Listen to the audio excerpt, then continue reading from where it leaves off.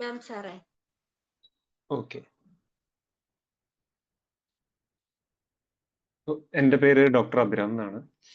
അപ്പൊ നമുക്ക് ഇന്നത്തെ ക്ലാസ് സ്റ്റാർട്ട് ചെയ്യാം. ഇന്നത്തെ ക്ലാസ് നമ്മൾ ലാസ്റ്റ് ക്ലാസ്സിൽ നമ്മൾ ആന്റിബയോട്ടിക്സ് ആണ് ഡിസ്കസ് ചെയ്തത്. അപ്പോൾ ഈ ക്ലാസ്സിൽ നമ്മൾ ആന്റിബയോട്ടിക്സിന്റെ കണ്ടിന്യൂഷൻ നമുക്ക് ഡിസ്കസ് ചെയ്യാം. സ്ക്രീൻ ക്ലിയർ ആണോ?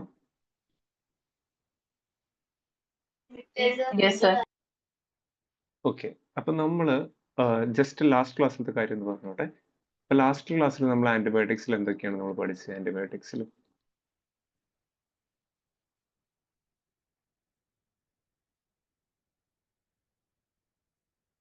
ഏതൊക്കെ ആന്റിബയോട്ടിക്കാ പഠിച്ചതെന്ന് ഓർമ്മയുണ്ടോ?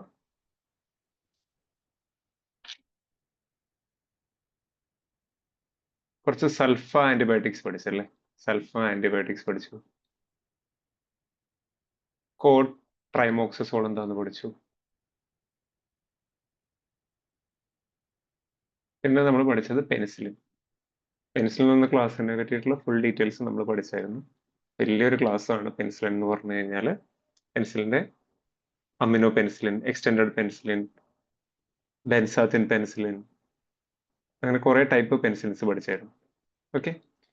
അപ്പോൾ നമ്മൾ ലാസ്റ്റ് ക്ലാസ്സിൽ പഠിച്ചതില് പെനിസിലിൻ എന്ത് ക്ലാസ് ഓഫ് ഡ്രഗ് ആണ്? ആരെങ്കിലും ഒന്ന് പറയാമോ?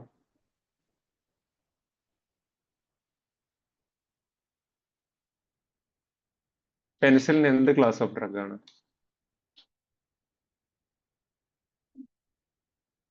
സിമ്പിൾ ക്വസ്റ്റൻ അല്ലേ? ഒന്ന് പറയാമോ ആരെങ്കിലും?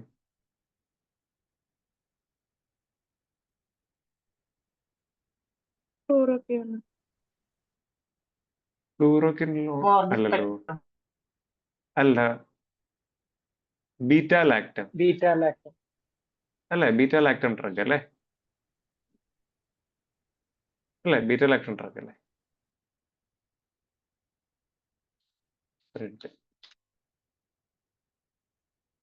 ഓക്കെ. പെനിസിലിൻ എന്ന് പറഞ്ഞു കഴിഞ്ഞാൽ ബീറ്റ ലാക്ടം ഡ്രഗ് ആണ്. ഓക്കെ. എന്താണ് ബീറ്റ ലാക്ടം?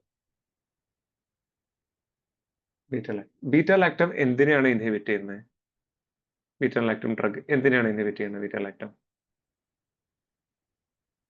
സെൽ വാളിനെയാണ് ഇൻഹിബിറ്റ് ചെയ്യുന്നത് അല്ലേ? അപ്പൊ ബീറ്റ ലാക്ടം ഡ്രഗ് എന്ന് പറയുന്നത് സെൽ വാളിനെയാണ് ഇൻഹിബിറ്റ് ചെയ്യുന്നത്. അപ്പൊ നമ്മൾ ഈ സൾഫനമൈഡ് ഗ്രൂപ്പ് എന്ന് പഠിച്ച സൾഫോമെത്തോസോൾ അങ്ങനെ കുറച്ച് ഡ്രഗ്സ് പഠിച്ചത് ഇത് എന്തിനാണ് ഇൻഹിബിറ്റ് ചെയ്യേണ്ടത്? നമ്മൾ പാബ എന്ന് പറഞ്ഞൊരു മോളിക്യൂൾ ഉണ്ട്. അതാണ് നമുക്ക് ഫോളിക് ആസിഡിന്റെ പ്രിക്കേഴ്സർ. പാരാമിനോ ബെൻസോ പാബ എന്ന് പറഞ്ഞ മോളിക്യൂള് ഇത് എന്തായി മാറുന്നു? ഡൈഹൈഡ്രോ ഫോളിക് ആസിഡ് ആയി മാറുന്നു. ഈ dihydro folic acid tetra hydro folic acid, അതായത് നമുക്ക് യൂസബിൾ ആയിട്ടുള്ള ബാക്ടീരിയക്ക് യൂസബിൾ ആയിട്ടുള്ള ഫോളിക് ആസിഡ് ആയി മാറുന്നു. ഈ ഫോളിക് ആസിഡ് ഉണ്ടെങ്കിൽ ബാക്ടീരിയയുടെ DNA റെപ്ലിക്കേഷൻ നടക്കുകയുള്ളൂ. അല്ലേ? അപ്പൊ ഈ പാബനെ DHFA ആക്കുന്നതാണ് ഫോളേറ്റ് സിന്തറ്റേസ്. ഫോളേറ്റ് സിന്തറ്റേസ് എന്ന് പറഞ്ഞ എൻസൈം ഇവിടെ വരുന്നതാണ് ഫോളേറ്റ് റിഡക്ടേസ്. ഈ സൾഫണമൈഡ്സ് ഒക്കെ ഫോളേറ്റ് സിന്തറ്റേസിനെ ഇൻഹിബിറ്റ് ചെയ്യുകയാണ് ചെയ്യുന്നത്. ഇവിടെ ട്രൈമെത്രോപ്രിം എന്ന് പറഞ്ഞ ഡ്രഗ് ഉണ്ട്. മെത്തോപ്രിം എന്ന് പറഞ്ഞ ഡ്രഗ് ഉണ്ട്. ഇത് ഫോളേറ്റ് റിഡക്ടേസിനെ ഇൻഹിബിറ്റ് ചെയ്യും. ഓക്കെ. ഈ സൾഫാമെത്തോക്സസോളും ഇവിടെ ഇൻഹിബിറ്റ് ചെയ്യുന്നത് സൾഫാമെത്തോക്സോളും ട്രൈമെത്രോപ്രിമിന്റെയും കൂടെയുള്ള കോമ്പിനേഷനെയാണ് നമ്മൾ കോ ട്രൈമോക്സസോൾ എന്ന് വിളിക്കുന്നത്. ലാസ്റ്റ് ക്ലാസ്സിൽ ഒന്ന് റിവൈസ് ചെയ്യുന്നതാണ് കോ ട്രൈമോക്സസോൾ എന്ന് വിളിക്കുന്നത്. കോ ട്രൈമോക്സോൾ എന്ന് 2 ആക്ഷൻ ഉണ്ട്.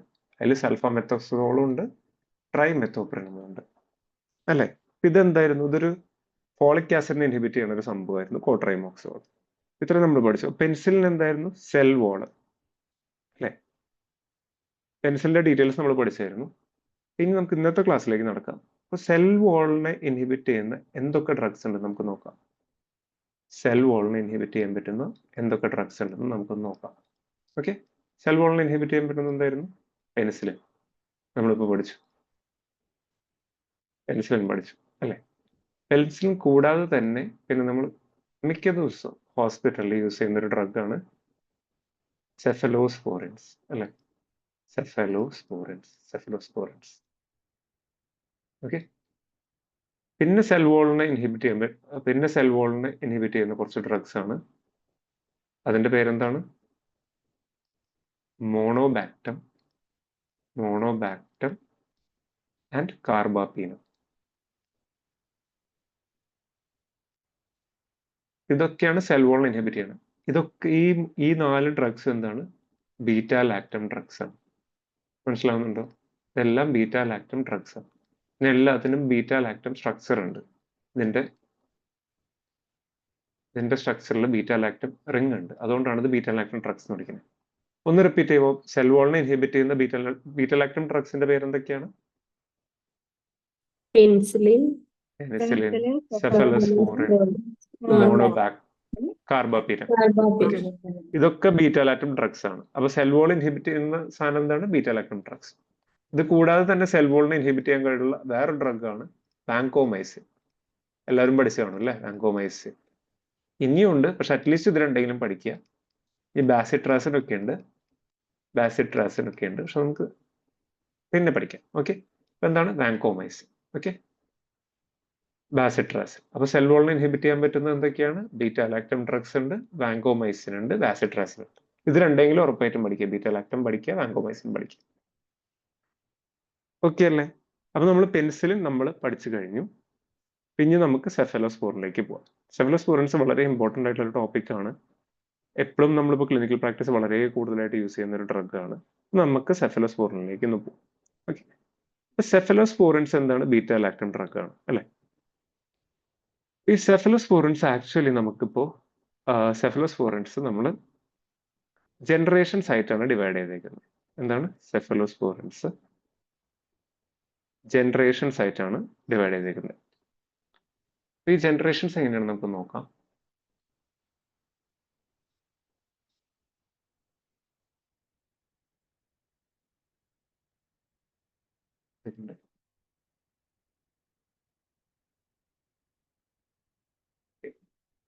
സെഫലോസ്പോറിൻസിന്റെ ജനറേഷൻ വരയ്ക്കണമെങ്കിൽ നമുക്കൊരു ടേബിൾ ഉണ്ടാക്കാം.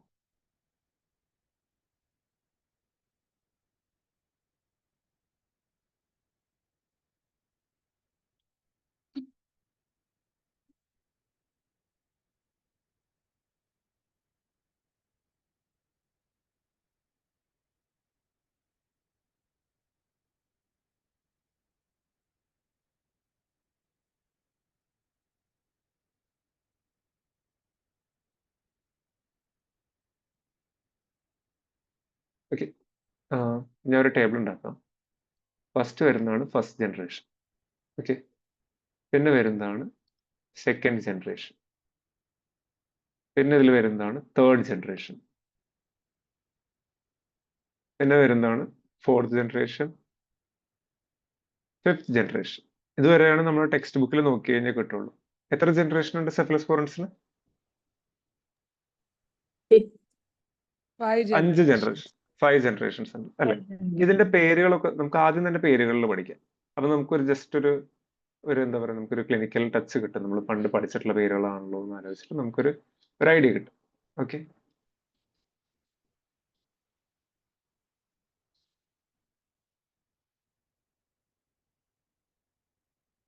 ഫസ്റ്റ് ജനറേഷനിൽ വരുന്ന ഡ്രഗ്സിന്റെ പേരാണ്, ആർക്കെങ്കിലും ഒന്ന് പറയാമോ ഫസ്റ്റ് ജനറേഷനിൽ എന്തൊക്കെ ഡ്രഗ്സാ വരാന്ന്?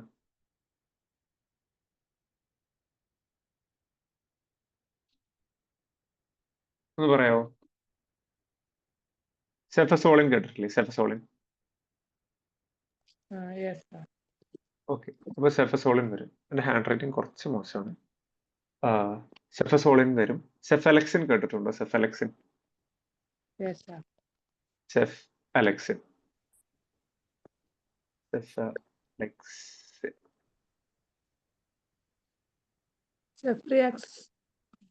ഓക്കെ. സെഫസോളിനും സെഫലക്സിനും ആണ് ഫസ്റ്റ് ജനറേഷൻ. സെഫ്ട്രാക്സോൺ വരുന്നുണ്ട്. സെഫ്ട്രാക്സോൺ വേറൊരു ജനറേഷൻ ആണ്. സെക്കൻഡ് ജനറേഷനിൽ വരുന്നതാണ് സെഫ്യൂറോക്സിൻ. ഓക്കെ. തേർഡ് ജനറേഷനിൽ വരുന്നതാണ് സെഫ്ട്രയാക്സോൺ, സെഫോടാക്സിൻ, സെഫിക്സിൻ. ഓക്കെ, അപ്പൊ ഫസ്റ്റ് ജനറേഷൻ എന്ന് പറയാമോ? സെഫാസോളിൻ. ഇതിൽ ഫാ വരുന്നത് കണ്ടോ? ഇതിൽ വരുന്നതാണ് ഫായും ഫായും. കേട്ടോ, ഫ ഫ എന്ന് പറഞ്ഞു വരും. അപ്പോൾ സെഫാസോളിനും സെഫാലെക്സിൻ, സെഫസോളിൻ, സെഫലക്സിൻ. ക്ലിയർ ആണോ? സെക്കൻഡ് ജനറേഷനിൽ വരുന്നതാണ് സെഫിറോക്സിൻ. തേർഡ് ജനറേഷനിൽ വരുന്നതാണ് നമ്മൾ ഏറ്റവും കൂടുതൽ യൂസ് ചെയ്യുന്നത് സെഫ്ട്രയാക്സോൺ, സെഫോടാക്സിൻ, സെഫിക്സിൻ. ക്ലിയർ ആവുന്നുണ്ടോ? നമുക്ക് ഫോർത്ത് ജനറേഷനിലേക്ക് പോവാം. ഫോർത്ത് ജനറേഷനിൽ വരുന്നതാണ്, ഇതിൽ പൈ വെച്ചിട്ടാണ് വരിക, പൈ വെച്ചിട്ടാണ് നെയിം വരിക. അപ്പോ ceph, cefepime, cefpirome, സെഫ് പി, വീണ്ടും പൈ വന്നു, റോം. അപ്പൊ പൈ വന്നു, പൈ മീ പൈ റോം, സെഫിപ്പിം, സെഫ് പിറോം. ഓക്കെ, ഞാൻ ഫിഫ്ത് ജനറേഷന്റെ പേരാണ്, അതിൽ റോൾ വരും, റോൾ എന്ന് പറഞ്ഞ പേര് വരും. അതാണ് സെഫ്റ്റാറോളിൻ, സെഫ്റ്റാറോളിൻ.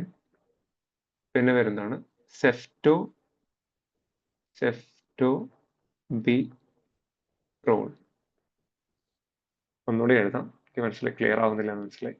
ജസ്റ്റ് ഒന്ന് റബ്ബ് ചെയ്തിട്ട് വീണ്ടും എഴുതാം.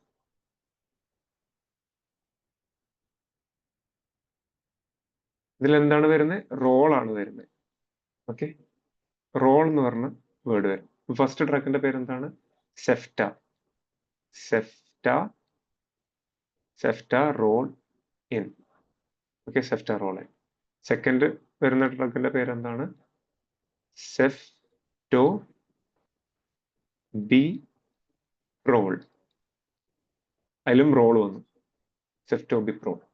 സെഫ്റ്റാറോളിനും സെഫ്റ്റോബിപ്രോൾ. ഒന്ന് പേരുകളൊന്ന് ജസ്റ്റ് ഒന്ന് പറയാവോ? ഏറ്റവും സിമ്പിളായി പഠിക്കാനുള്ള രീതിയാണ് ഞാൻ പറയുന്നത്.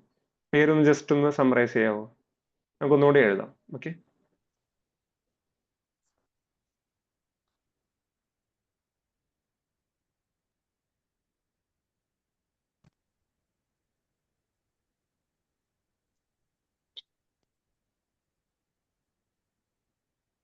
Cephalosporin.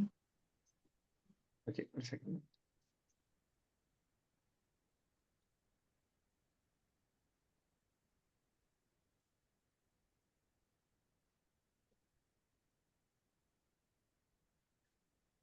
First generation, second generation, third generation, fourth generation, fifth generation.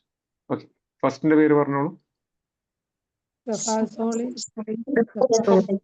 സെഫാസോളിൻ, സെഫ് അലക്സിൻ അല്ലെ? സെഫ്, സെഫ് PHA ആണ്, cefalexin, cefalexin. Okay, രണ്ടെണ്ണം. Okay, second generation Cefuroxime. Cefuroxime. Very good, cefuroxime, റോക്സിൻ. Third generation Ceftriaxone. Ceftriaxone, Cefepime. Cefotaxime, Cefixime. Cefixime. Very good. ഏറ്റവും കൂടുതൽ use ചെയ്യുന്ന, commonly use ചെയ്യുന്ന drugs ആണല്ലേ? Yes, sir. Okay, fourth generation. Cefepime. Okay, cefepime, PI വന്നു, പൈം. പിന്നെ പിറോം, cefpirome, സെഫ് P Rome. Okay, fifth generation ceftaroline. ബൈപ്രോളും ഉണ്ട്, സെഫ്റ്റാറോളിൻ ഉണ്ട്. ഇതിലൊരെണ്ണം പഠിക്കാം നമുക്ക്. സെഫ്റ്റാറോളിൻ, സെഫ്റ്റാറോളിൻ ഒരെണ്ണം പഠിച്ചു. ഓക്കെ, ഇനി ഈ പേര് പഠിക്കുന്നത് ഓക്കെയാണ്, ഇനി ഇതിന്റെ കവറേജ് പഠിക്കണം. നമ്മൾ ഇതിന്റെ കവറേജ് പഠിക്കാനായിട്ട് നമ്മളിങ്ങനെ എല്ലാ ടെക്സ്റ്റ് ബുക്സും നോക്കിയിരുന്നു കഴിഞ്ഞാൽ വളരെ കൺഫ്യൂസ്ഡ് ആവും. Gram positive, gram negative, gram negative, gram positive എന്നൊക്കെ പറഞ്ഞ് ഭയങ്കര കൺഫ്യൂസ്ഡ് ആവും. അപ്പൊ നിങ്ങൾക്ക് പഠിക്കാനായിട്ട് ഇത് ആക്ച്വലി ഒരു എളുപ്പ വഴിയുണ്ട്. ഓക്കെ, ഫസ്റ്റ് ജനറേഷൻ നോക്കുകയാണെങ്കിൽ ശ്രദ്ധിച്ചു നോക്കണേ. ഫസ്റ്റ് ജനറേഷൻ നോക്കുകയാണെങ്കിൽ ഫസ്റ്റ് ജനറേഷനിൽ ഗ്രാം പോസിറ്റീവിനാണ് കവറേജ് കൂടുതൽ, ഗ്രാം പോസിറ്റീവിന് കവറേജ് കൂടി. ഓക്കെ, ഇനി നമ്മൾ നേരെ പോവുകയാണ്, നേരെ പോയിട്ട് തേർഡ് ജനറേഷനിൽ പോകും. തേർഡ് ജനറേഷനിൽ നോക്കിയപ്പോൾ നമുക്ക് ഗ്രാം നെഗറ്റീവിനാണ് കവറേജ് കൂടുതൽ. ഓക്കെ, എന്തായി? ഫസ്റ്റ് ജനറേഷന് ഗ്രാം പോസിറ്റീവിന് കവറേജ് കൂടുതൽ, തേർഡ് ജനറേഷന് ഗ്രാം നെഗറ്റീവിന് കവറേജ് കൂടുതൽ. ക്ലിയർ അല്ലേ? അപ്പൊ ഫസ്റ്റ് ജനറേഷന് ഗ്രാം പോസിറ്റീവിന് കവറേജ് കൂടുതലാണെങ്കിൽ ഗ്രാം നെഗറ്റീവിന് എന്തായിരിക്കും? കവറേജ് കുറവായിരിക്കും അല്ലെ? തേർഡ് ജനറേഷന് ഗ്രാം നെഗറ്റീവിന് കവറേജ് കുറവാണെങ്കിൽ ഗ്രാം പോസിറ്റീവിന് എന്തായിരിക്കും? കുറവായിരിക്കും കവറേജ് കുറവായിരിക്കും അല്ലെ?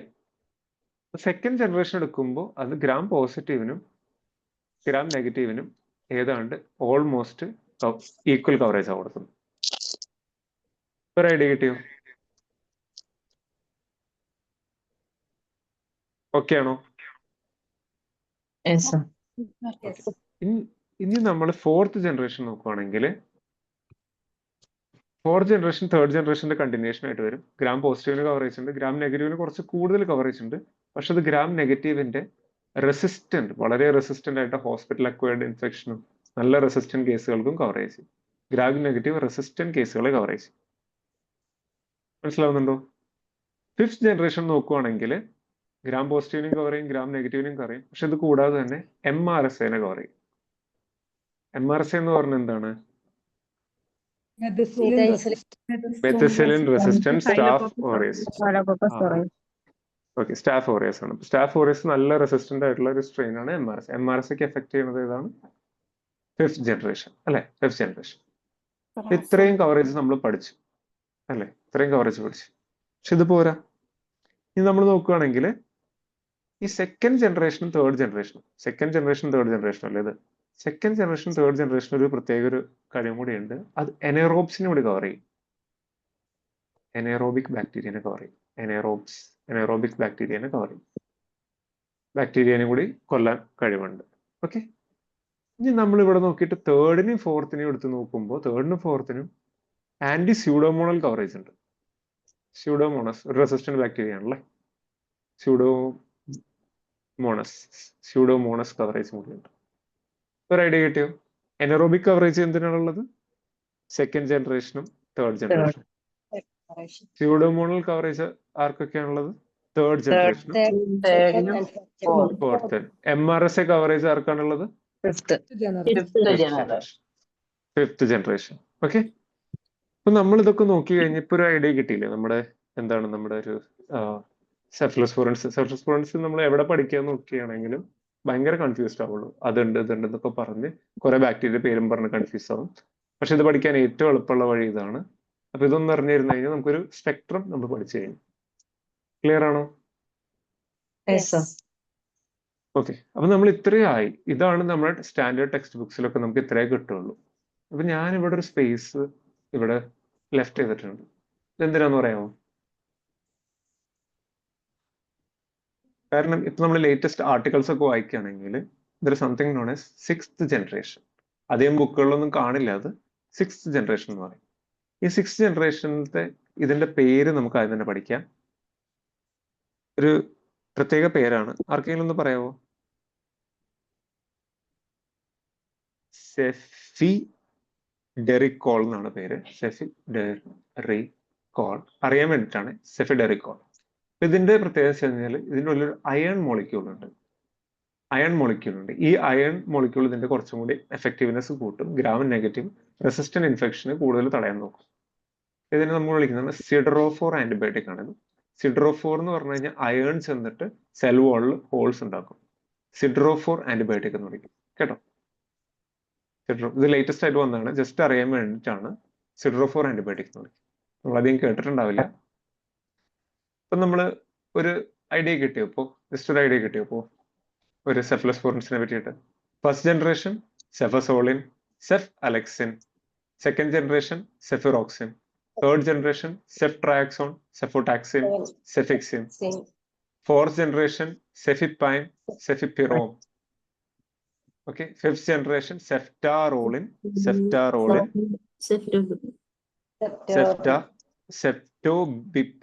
സെഫ്റ്റോബിപ്രോൾ. Six generation cefiderocol. കേട്ടോ, പിന്നെ കവറേജ് നമ്മൾ പഠിച്ചു. ഗ്രാം പോസിറ്റീവ് കവറേജ് ആണ് first generation, third generation gram negative ആണ്, സെക്കൻഡ് ജനറേഷൻ ഓൾമോസ്റ്റ് ഈക്വൽ ആണ്. Gram negative resistant cases cover ചെയ്യുന്നത് ഫോർത്ത് ജനറേഷൻ ആണ്. MRSA കവറേജ് ഉള്ളത് ഫിഫ്ത് ജനറേഷൻ ആണ്. സ്യൂഡോമോണസ് കവറേജ് ഉള്ളത് തേർഡും ഫോർത്തും ആണ്. എനറോബിക് കവറേജ് ഉള്ളത് സെക്കൻഡും തേർഡും ആണ്. ഒറ്റ ഡയഗ്രാമിൽ നമുക്ക് ഇത്രയും കാര്യങ്ങൾ മനസ്സിലാക്കാൻ പറ്റി അല്ലേ?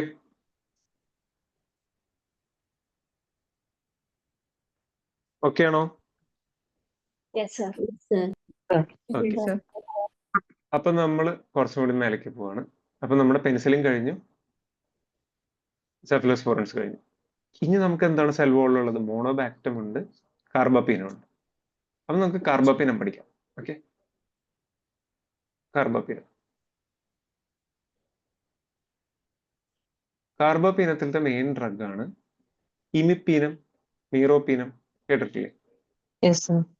ഇമിപ്പീനം, മീറോപ്പീനം. ഓക്കെ, ഇത് റെസിസ്റ്റന്റ് കേസസിലാണ് കൂടുതലും കൊടുക്കാറുള്ളത്. ഇമിപ്പീനം, മീറോപ്പീനം ഇതൊക്കെ റിസർവ്ഡ് ഡ്രഗ്സ് ആയിട്ട് വെച്ചിട്ടുള്ളതാണ്. റെസിസ്റ്റന്റ് കേസിലാണ് കൊടുക്കാറുള്ളത്. പക്ഷേ ഈ ഇമിപ്പീനത്തിന് ഒരു പ്രത്യേകതയുണ്ട്. ഇത് നമ്മുടെ കിഡ്നിയിലത്തെ റീനൽ ട്യൂബ്യൂൾസിൽ ചെന്നിട്ട് ഇത് പെട്ടെന്ന് ഹൈഡ്രോലൈസ് ചെയ്തിട്ട് എക്സ്ക്രീറ്റ് ആയി പോകും. കാരണം കിഡ്നിയിൽ ഇവിടെ ഒരു എൻസൈം ഉണ്ട്, ഡീഹൈഡ്രോപെപ്റ്റിഡേസ്.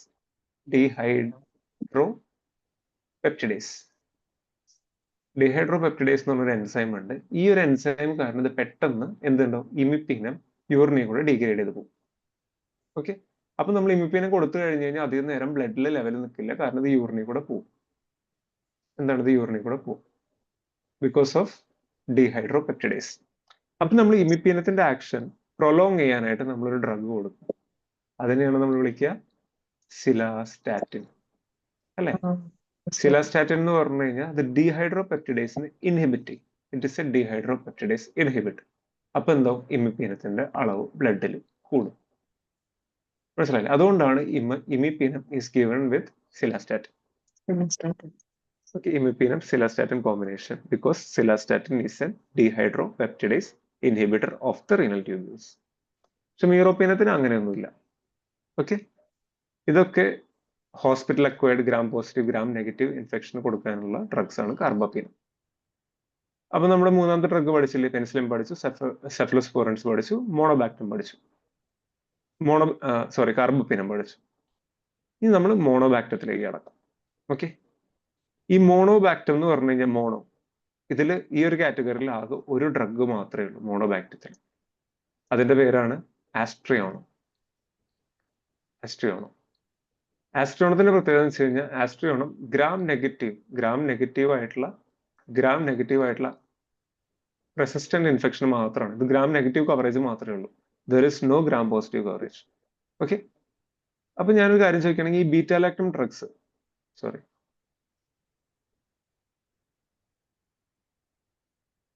ഈ ബീറ്റാലാക്ടം ഡ്രഗ്സ് എന്ന് പറഞ്ഞാൽ ഇപ്പൊ പെനിസിലിന് ഒരാൾക്ക് അലർജി ഉണ്ടെന്ന് വിചാരിക്കാം. പെനിസിലിന് ഒരാൾക്ക് അലർജി ഉണ്ടെങ്കിൽ ആൾക്ക് സെഫലോസ്പോറിൻ കൊടുക്കാൻ പറ്റുമോ? ഇല്ല. സെഫലോസ്പോറിന് അലർജി ഉള്ള ആൾക്കാർക്ക് കാർബാപ്പീനം കൊടുക്കാൻ പറ്റുമോ?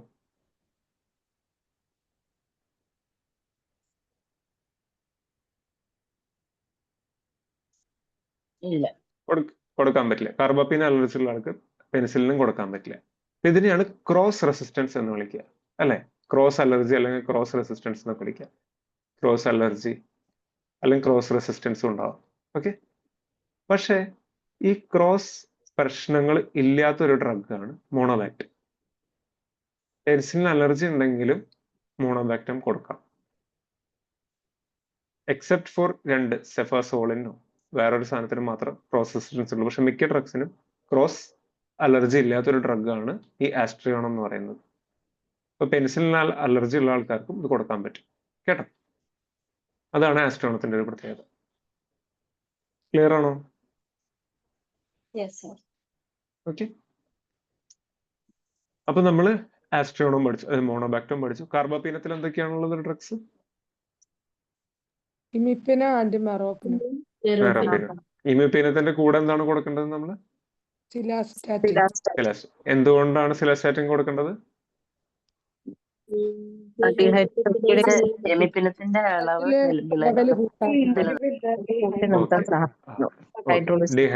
ഡീഹൈഡ്രോപെപ്റ്റിഡേസ് ഇൻഹിബിറ്റർ ആണ്.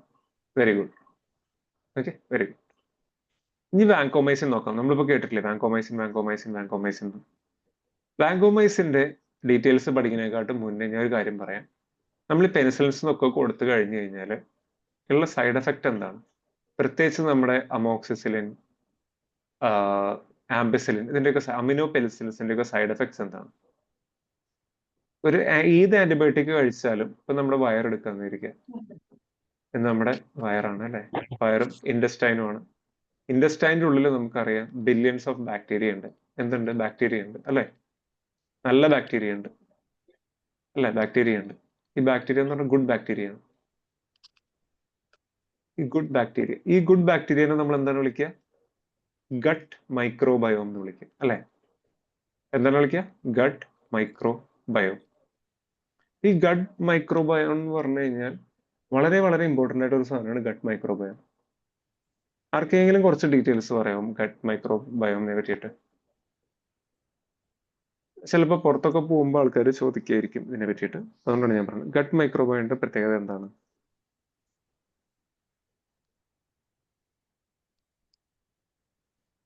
ഈ ഗട്ട് മൈക്രോബയോം ഉണ്ടെങ്കിലാണ് നമ്മുടെ നോർമൽ ഡൈജഷൻ നടക്കുകയുള്ളൂ. ഓക്കെ, എന്താണ്? നോർമൽ ഡൈജഷന് ഹെൽപ്പ് ചെയ്യും. നോർമൽ ഡൈജഷൻ, പിന്നെ കുറച്ച് മൈക്രോ ന്യൂട്രിയൻസ് പ്രൊഡ്യൂസ് ചെയ്യും. Okay, micro nutrient. നമുക്ക് എല്ലാ ന്യൂട്രിയൻസും നമുക്ക് ഉണ്ടാക്കാൻ പറ്റില്ല നമ്മുടെ ബോഡിയിൽ. ചിലത് ബാക്ടീരിയ ഉണ്ടാക്കി നമുക്ക് തരുന്നതാണ്, ന്യൂട്രിയൻസ് തരും. പക്ഷെ ഇപ്പോഴത്തെ സ്റ്റഡീസ് കണ്ടെത്തിയെന്ന് വെച്ച് കഴിഞ്ഞാൽ there is something known as gut brain axis. അതായത് നമ്മൾ അതായത് നമ്മുടെ ഇൻഡസ്റ്റൈനും ബ്രെയിനും തമ്മിലൊരു കണക്ഷൻ ഉണ്ട്. എന്റെ hand writing. Sir vitamin K produce ചെയ്യുന്നുണ്ടോ? വൈറ്റമിൻ കെ നമുക്ക് പ്രൊഡ്യൂസ് ചെയ്യാൻ പറ്റില്ലല്ലോ. വൈറ്റമിൻ അല്ല, കെ ബാക്ടീരിയ. ബാക്ടീരിയ പ്രൊഡ്യൂസ് ചെയ്യും.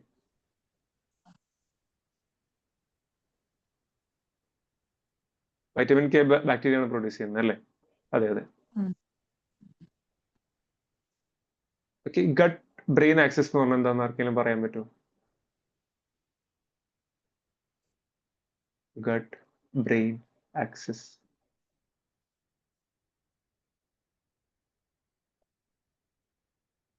പറയാവോ? ജസ്റ്റ് ഒന്ന് ആലോചിച്ച് നോക്കിയിട്ടൊന്ന് പറഞ്ഞു. ഇതിന്റെ മീനിങ് എന്താണെന്ന് പറയാവോ? Cognitive functioning. ഓക്കെ, അപ്പോ ഇപ്പൊ പറഞ്ഞതെന്ന് വെച്ചാൽ നമ്മുടെ മൂഡും നമ്മുടെ കോഗ്നിഷനും നമ്മുടെ അലേർട്ട്നെസ്സും ഇതെല്ലാം നമ്മുടെ എന്താണ് ഈ ബ്രെയിൻ, നമ്മുടെ ഗട്ടിലുള്ള ബാക്ടീരിയ ഇതിനെ അസോസിയേറ്റ് ചെയ്യും. അതേമാതിരി തന്നെ ഇപ്പോൾ അൾഷിമേഴ്സ് എന്ന് പറഞ്ഞ ഡിസീസിനും ഗട്ട് മൈക്രോബയോം ഇൻഡിക്കേറ്റഡ് ആണ്. ഇപ്പോൾ അതേമാതിരി ഫീമെയിൽ ഹോർമോണൽ ഡിസീസിലും ഗട്ട് ഹോർമോൺ ആക്സിസ് എന്ന് പറഞ്ഞൊരു സംഭവമുണ്ട്. അപ്പൊ ഈ ഗട്ട് മൈക്രോബയോട്ട വളരെ വളരെ ഇമ്പോർട്ടന്റ് ആണ്. നമ്മുടെ വയറിന്റെ ഉള്ളിലുള്ള മൈക്രോബയോമിന്റെ ആ ഒരു കോളനി വളരെ ഇമ്പോർട്ടന്റ് ആണ് കേട്ടോ. വളരെ അധികം ഡിസീസിലേക്ക് കോൺട്രിബ്യൂട്ട് ചെയ്യുന്നത്. നമ്മുടെ മൂഡും ഹോർമോണൽ കൺട്രോളും കോഗ്നീഷനും ഒക്കെ എഫക്റ്റ് ആവുമെന്ന് പറയുന്നുണ്ട്. അതുകൊണ്ടാണ് നമ്മളിങ്ങനെ ആന്റിബയോട്ടിക് വെറുതെ കഴിക്കരുതെന്ന് പറയുന്നത്. ഈ ആന്റിബയോട്ടിക് കഴിക്കുമ്പോൾ എന്തുണ്ടാവും? ചില ആന്റിബയോട്ടിക്സ് ഒക്കെ പെൻസിലിനൊക്കെ കഴിക്കുകയാണെങ്കിൽ അത് കോളനാണെങ്കിൽ കോളന്റെ ഉള്ളിലത്തെ നല്ല ബാക്ടീരിയനൊക്കെ കൊല്ലും അല്ലെ. നല്ല ബാക്ടീരിയനെ കൊന്നു കഴിഞ്ഞാൽ എന്തുണ്ടാവും? അതിൻ്റെ ഉള്ളിൽ ചിലപ്പോൾ പെത്തോജനിക് ഡേഞ്ചറസ് ആയിട്ടുള്ള കുറച്ച് ഓർഗാനിസം ഉണ്ടായിരിക്കും. പെത്തോജനിക് ആയിട്ടുള്ള മൈക്രോബയോം ഉണ്ടാവും. അപ്പൊ നല്ലതിനെ കൊന്നു കഴിഞ്ഞാൽ എന്തുണ്ടാവും? ഈ പൊട്ട ബാക്ടീരിയ വളരാൻ തുടങ്ങും അല്ലെ. അതിനെയാണ് നമ്മൾ ഡിസ്ബയോസിസ് എന്ന് വിളിക്കുന്നത്. ഡിസ്ബയോസിസ് എന്ന് പറഞ്ഞു കഴിഞ്ഞാൽ നല്ല ബാക്ടീരിയകൾ ചത്തുപോകുന്നു, പൊട്ട ബാക്ടീരിയ വളരുന്നു. അപ്പോ ഈ പൊട്ട ബാക്ടീരിയ വളർന്നത് ഇപ്പൊ എന്താ പ്രശ്നം? ഇങ്ങനെ വളർന്നു കഴിഞ്ഞു കഴിഞ്ഞാൽ ഇപ്പൊ ക്ലോസ്ട്രിഡിയം ഡിഫിസിൽ എന്ന് പറഞ്ഞൊരു ബാക്ടീരിയയാണ്. ശ്രദ്ധിച്ച് കേൾക്കണേ. ബാക്ടീരിയ പേരെന്താണ് ഞാൻ പറയാൻ പോകുന്നത്? Clostridium difficile. Okay, clostridium difficile. ഇത് വളരെ ഡിഫിക്കൽട്ട് ആയിട്ടുള്ള, നമ്മൾ കണ്ടാലൊക്കെ പേടിക്കുന്ന ഒരു അസുഖം ഉണ്ടാകും. ഇപ്പൊ കാണിച്ചു തരാം. കാണുന്നുണ്ടോ? ഇപ്പൊ സ്ക്രീനിൽ കാണുന്നുണ്ടോ? വിസിബിൾ ആണ്? ഓക്കെ, അപ്പൊ ഈ ഒരു സംഭവമാണ്. ഇതെന്താണെന്ന് പറയാം. ഇതാണ് സ്യൂഡോ മെംബ്രെയിനസ് കോളൈറ്റിസ് എന്ന് പറയുന്ന ഒരു അസുഖം. നമ്മുടെ ഇൻഡസ്റ്റൈൻ്റെ ഉള്ളിൽ ഇങ്ങനെ പ്ലാക്ക് മാതിരി ഇങ്ങനെ വന്നുകൊണ്ടിരിക്കും. ഇത് പേഷ്യന്റ് ആദ്യം ഡയറി ആയിട്ടാണ് വരിക. ഇപ്പൊ ലോങ് ടേമിലേക്കൊക്കെ ആന്റിബയോട്ടിക് കഴിക്കുന്ന പേഷ്യൻസ്, പ്രത്യേകിച്ച് പെൻസിലിൻസും അമിനോ പെൻസിലിൻസും ഒക്കെ കഴിക്കുന്ന ആൾക്കാർക്ക് ഈ പൊട്ട ബാക്ടീരിയ, നല്ല ബാക്ടീരിയ പോയിട്ട് പൊട്ട ബാക്ടീരിയ വളരാം. അങ്ങനെ ഉണ്ടാവുന്ന സംഭവമാണ്. എന്താണ് ഈ ഒരു അസുഖത്തിന്റെ പേര്? Pseudo membranous colitis. ക്ലിയർ അല്ലേ? അപ്പൊ ഈ സ്യൂഡോ മെംബ്രേനസ് കോളൈറ്റിസ് എന്ന് പറയുന്ന അസുഖം വന്നു കഴിഞ്ഞാൽ, ഇത് ആന്റിബയോട്ടിക് കഴിച്ചിട്ട് വരുന്ന ഒരു അസുഖമാണ് അല്ലെ? പെനിസിലിൻസ് ഒക്കെ കഴിച്ചിട്ട് വരുന്ന അസുഖമാണ് സ്യൂഡോ മെംബ്രേനസ് കോളൈറ്റിസ്. ഈ സ്യൂഡോ മെംബ്രേനസ് കോളൈറ്റിസ് വന്നു കഴിഞ്ഞാൽ നമ്മൾ എങ്ങനെയാണ് ട്രീറ്റ് ചെയ്യുക? അത് ട്രീറ്റ് ചെയ്യാൻ മെട്രോണിഡസോൾ കൊടുക്കാം. മെട്രോണിഡസോൾ ഓൾട്ടർനേറ്റീവ് തെറാപ്പിയാണ്. പക്ഷെ first choice of drug is vancomycin. Vancomycin oral ആയിട്ടാണ് കൊടുക്കുക. വാൻകോമൈസിൻ അല്ലെങ്കിൽ ഫിഡാക്സോമൈസിൻ ഇതാണ് കൊടുക്കുന്നത്. പക്ഷെ വാൻകോമൈസിൻ ആണ് സെൽ വാൾ ഇൻഹിബിറ്റർ. നമ്മളിപ്പോൾ പഠിക്കാൻ പോകുന്നത് വാൻകോമൈസിൻ ആണ്. ഓക്കെ, വാൻകോമൈസിൻ എല്ലാവരും പേര് കേട്ടിട്ടുള്ള ഒരു ഡ്രഗ് ആണ് അല്ലെ? പേര് കേട്ടിട്ടുള്ള ഡ്രഗ് ആണ്. അപ്പൊ വാൻകോമൈസിൻ എന്താ ചെയ്യുന്നത്? സെൽ വാളിനെ ഇൻഹിബിറ്റ് ചെയ്യുന്നു അല്ലെ? സെൽ വാളിനെ ഇൻഹിബിറ്റ് ചെയ്യുന്നു. ഇതിന്റെ മെക്കാനിസം ചോദിച്ചു കഴിഞ്ഞാൽ, നമ്മുടെ ബാക്ടീരിയ സെൽ വാളിന്റെ ഉള്ളിൽ ഡി അലാനിൻ എന്ന് പറഞ്ഞൊരു ചെയിൻ ഉണ്ട്. ഓക്കെ, അപ്പൊ ഇതിലേക്ക് ചെന്നിട്ടാണ് വാൻകോമൈസിൻ വന്ന് ബൈൻഡ് ചെയ്യുന്നത്.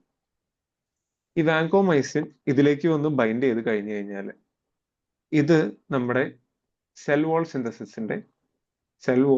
സിന്തസൈസ് ചെയ്യാനുള്ള രണ്ട് എൻസൈം ഉണ്ട്. ട്രാൻസ്പെപ്റ്റിഡേസും ട്രാൻസ്ഗ്ലൈക്കോസിലേസ് എന്ന് പറഞ്ഞ രണ്ട് എൻസൈം ഉണ്ട്. സെൽ വാൾ സിന്തസിസിന്റെ എൻസൈംസിനെ ഇൻഹിബിറ്റ് ചെയ്യും. അങ്ങനെയാണ് വാൻകോമൈസിൻ സെൽ വാളിനെ ഇൻഹിബിറ്റ് ചെയ്യുന്നത്. ഇത്രയും ഡീറ്റെയിൽസ് പഠിച്ചില്ലെങ്കിലും കുഴപ്പമില്ല. വാൻകോമൈസിൻ സെൽ വാളിനെ ഇൻഹിബിറ്റ് ചെയ്യുന്നത് പഠിച്ചാൽ മതി. അത് ഡി അലാനിൻ ടെർമിനലിൽ പോയിട്ട് ബൈൻഡ് ചെയ്തിട്ടാണ് ഇതിന്റെ സെൽ വാൾ സിന്തസിസിന്റെ എൻസൈംസിനെ ഇൻഹിബിറ്റ് ചെയ്യുന്നത്. ക്ലിയർ ആണോ? ഓക്കെ, അപ്പൊ നമ്മൾ വാൻകോമൈസിനും പഠിച്ചു അല്ലെ?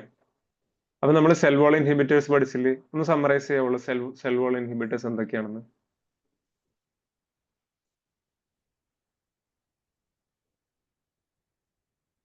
പെട്ടെന്നൊന്ന് പറയാമോ? പെനിസിലിൻ, സെഫലോസ്പോറിൻ, മോണോബാക്ടത്തിന്റെ അണ്ടറിൽ വരുന്നതാണ് ആസ്ട്രിയോണം, പിന്നെ വരുന്നതാണ് കാർബാപ്പീന. ഓക്കെ,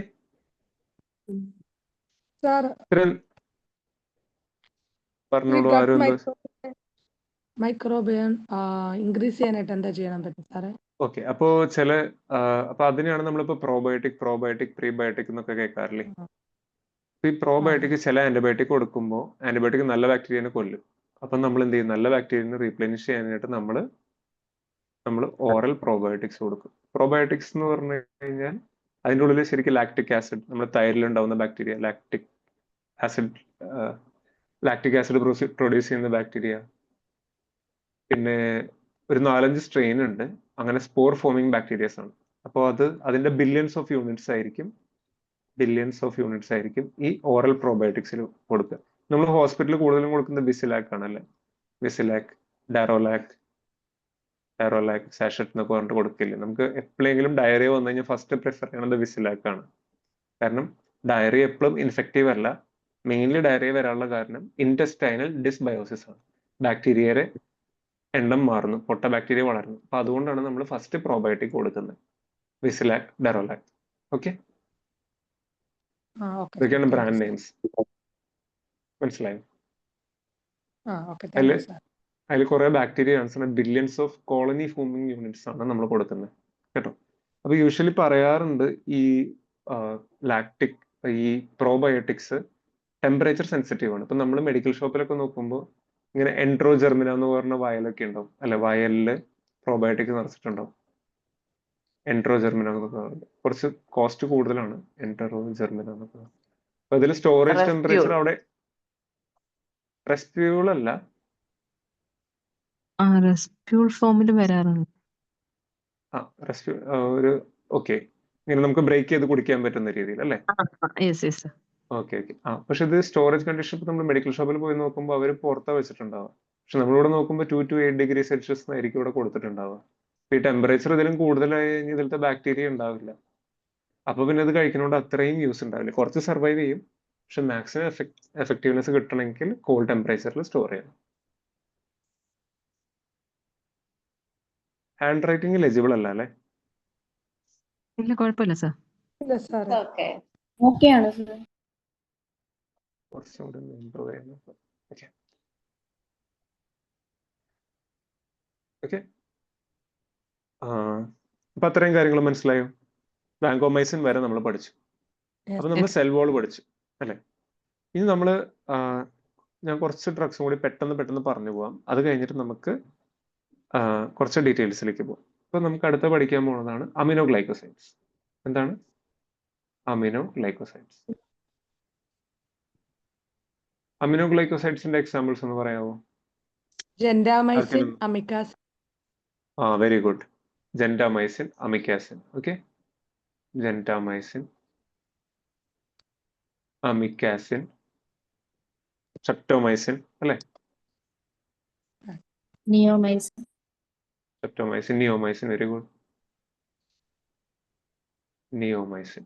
ഓക്കെ, അപ്പോൾ ഇതിന്റെ മെക്കാനിസം എങ്ങനെയാന്ന് ചോദിച്ചു കഴിഞ്ഞാൽ അമിനോ ഗ്ലൈക്കോസൈഡ്സ് ഇതിന്റെ മെക്കാനിസം എന്താണെന്ന് ചോദിച്ചു കഴിഞ്ഞാൽ ഇത് 30S റൈബോസോമിനെ ഇൻഹിബിറ്റ് ചെയ്യാണ് കേട്ടോ. 30S റൈബോസോമിനെ ഇൻഹിബിറ്റ് ചെയ്യാണ്.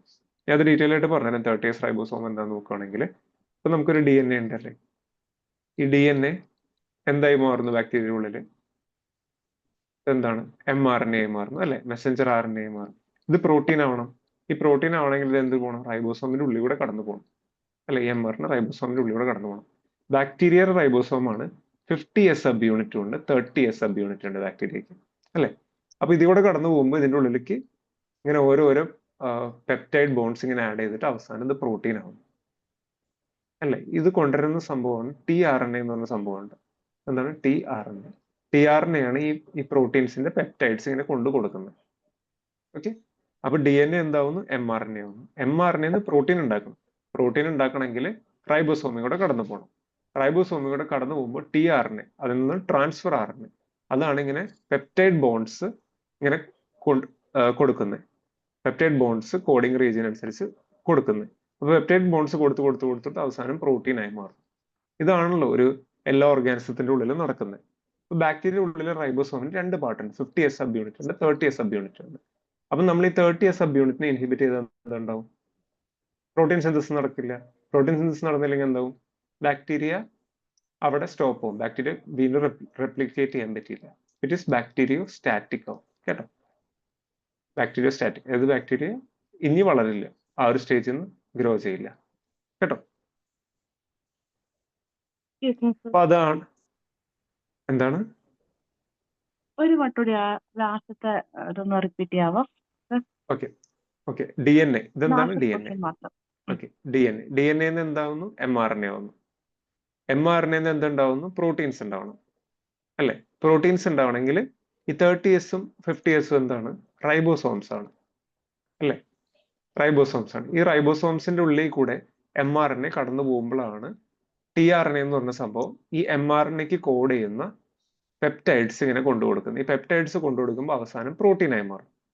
ഒന്നുമില്ല, mRNA റൈബോസോംസിന്റെ ഉള്ളിൽ കൂടെ പുറത്തേക്ക് വരുമ്പോൾ പ്രോട്ടീൻ ആയി മാറും. അപ്പൊ നമ്മൾ എന്ത് ചെയ്യുന്നു? പ്രോട്ടീൻ ഉണ്ടായാലാണ് ഏതൊരു ജീവിക്കും സർവൈവ് ചെയ്യാൻ പറ്റുള്ളൂ. അപ്പോൾ ഈ റൈബോസോം എന്ത് ചെയ്യും? റൈബോസോംസിന്റെ 30Sനെ നമ്മൾ ഇൻഹിബിറ്റ് ചെയ്യാണ്. ഈ അമിക്കാസിനോ ജെൻഡാമൈസിനോ സ്ട്രെപ്റ്റോമൈസിനോ കൊടുത്തു കഴിഞ്ഞാൽ 30Sനെ ഇൻഹിബിറ്റ് ചെയ്യും.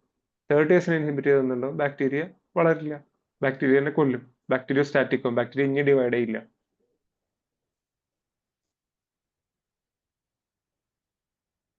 ക്ലിയർ ആവുന്നുണ്ടോ? ക്ലിയർ ആണോ? അതെ സർ. എളുപ്പമല്ലേ?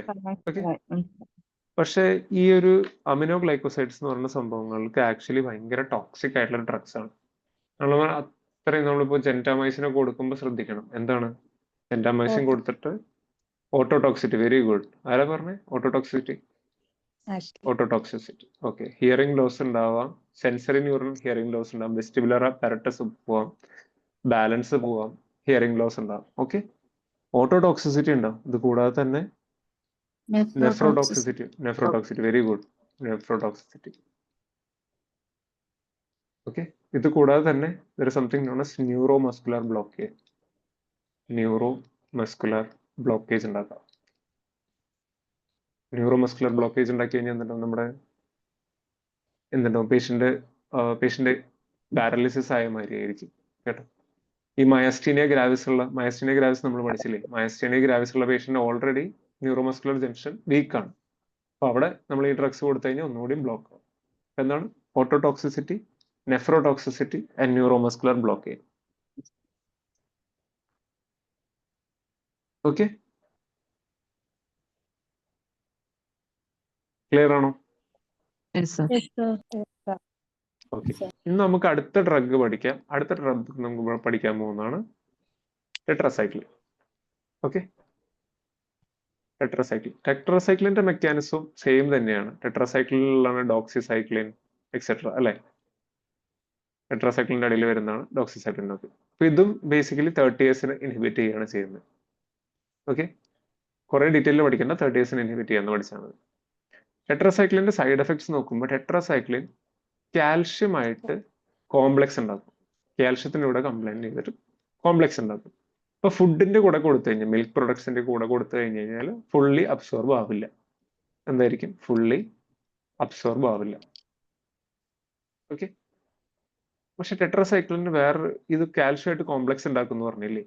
ടെട്രാസൈക്ലിന് എന്ത് ചെയ്യും? ബോൺ ഉണ്ടല്ലോ, നമ്മുടെ ബോണിന്റെ ഉള്ളിലത്തെ കാൽഷ്യത്തിന്റെ ഉള്ളിൽ പോയിട്ടും കോംപ്ലക്സ് ഉണ്ടാക്കും. അപ്പൊ എന്തുണ്ടാവും? ബോൺ വീക്കോ അല്ലെ, ബോൺ വീക്കോ. അതേമാതിരി നമ്മുടെ പല്ലുണ്ടല്ലോ, ടീത്തിന്റെ ഉള്ളിലും കാൽഷ്യം ഉണ്ടല്ലോ, ടീത്തിന്റെ ഉള്ളിലും പോയിട്ട് കാൽഷ്യത്തിന്റെ കൂടെ കോംപ്ലക്സ് ഉണ്ടാക്കും. അപ്പൊ എന്തുണ്ടാവും? ഫ്രജൈൽ ടീത്തും, പെട്ടെന്ന് പൊട്ടുന്ന ടീത്തായി മാറും. ഫ്രജൈൽ ടീത്തായി മാറും കേട്ടോ. അപ്പൊ ബോണിന് വീക്ക്നെസ് ഉണ്ടാവും, ടീത്തിന് വീക്ക്നെസ് ഉണ്ടാവും. അപ്പൊ എന്തുണ്ടാവും? കേരീസ് വരാം, പല്ലിന് കേട് വരാം അല്ലെ.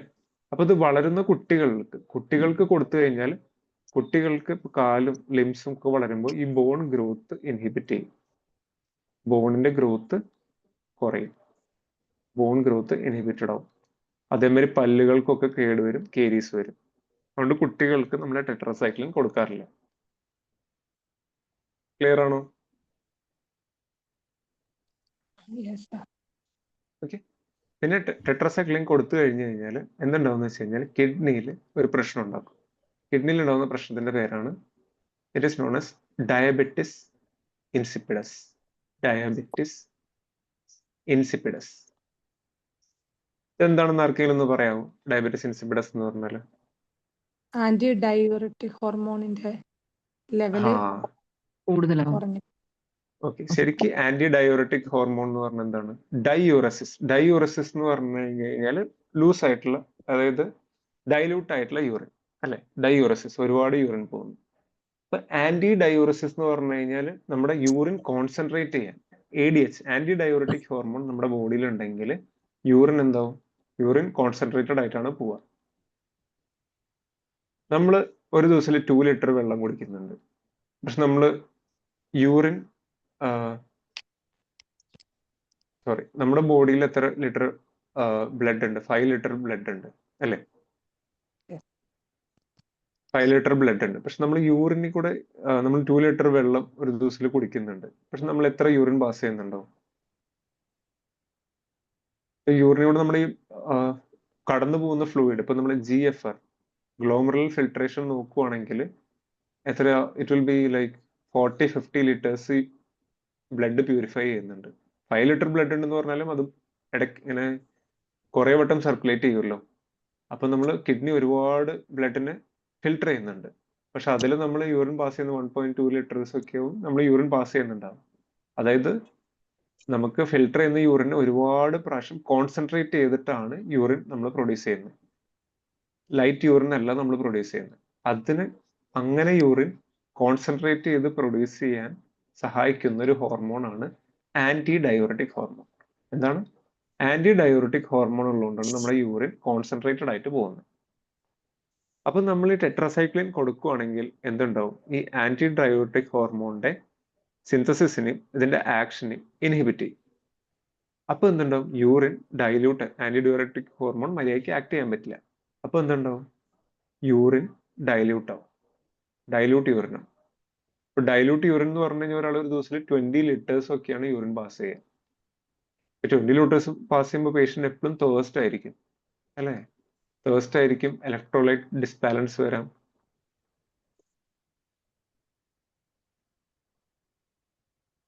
ക്ലിയർ ആവുന്നുണ്ടോ? Yes sir. അപ്പൊ എന്തൊക്കെയാണ് ടെട്രാസൈക്ലിന്റെ സൈഡ് എഫക്ട്സ്? Fragile teeth. അത് ഡെന്റൽ കാരീസ് വരാം, ഫ്രജൈൽ ബോൺ ആവാം, ബോൺ ഗ്രോത്തിനെ ഇൻഹിബിറ്റ് ചെയ്യാം. Diabetic insipidus. ഓക്കെ, ഇനി നമുക്ക് അടുത്ത ക്ലാസ് ഓഫ് ഡ്രഗ്സിലേക്ക് പോവാം. അടുത്ത ക്ലാസ് ഓഫ് ഡ്രഗ്സിന്റെ പേരാണ് മാക്രോലൈഡ്സ്. മാക്രോലൈഡ്സിൽ എന്തൊക്കെയാ വരിക എന്ന് പറയാൻ പറ്റുമോ? എന്താണ്? ഫോട്ടോ സെൻസിറ്റിവിറ്റി ഉണ്ടോ സാറേ? ഫോട്ടോ സെൻസിറ്റിവിറ്റി ഉണ്ട്. സോറി, ഫോട്ടോ സെൻസിറ്റിവിറ്റി ഉണ്ട്. വളരെ ഇമ്പോർട്ടന്റ് ആയിട്ടുള്ള കാര്യമാണ്. Very good. Tetracycline photo sensitivity കൂടി ഉണ്ടാക്കും. വെരി ഇമ്പോർട്ടന്റ്, ഞാൻ വിട്ടുപോയായിരുന്നു. ഫോട്ടോ സെൻസിറ്റിവിറ്റി ഉണ്ടാവും. ഓക്കെ, അടുത്ത ക്ലാസ് ഓഫ് ഡ്രഗ്സ് എന്താണ്? മാക്രോലൈഡ്സ്. മാക്രോലൈഡ്സിൽ വരുന്ന ഡ്രഗ്സ് എന്തൊക്കെയാന്ന് പറയാമോ? Azithromycin. Okay, azithromycin.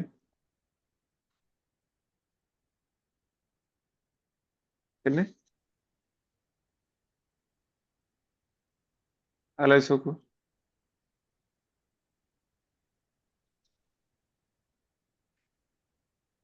Azithromycin, clarithromycin അല്ലേ? Erythromycin. Erythromycin, erythromycin. ജെന്റാമൈസിൻ ഇല്ല. ജെന്റാമൈസിൻ നമ്മൾ നേരത്തെ പഠിച്ചില്ലേ? എന്താണ് പറഞ്ഞേ?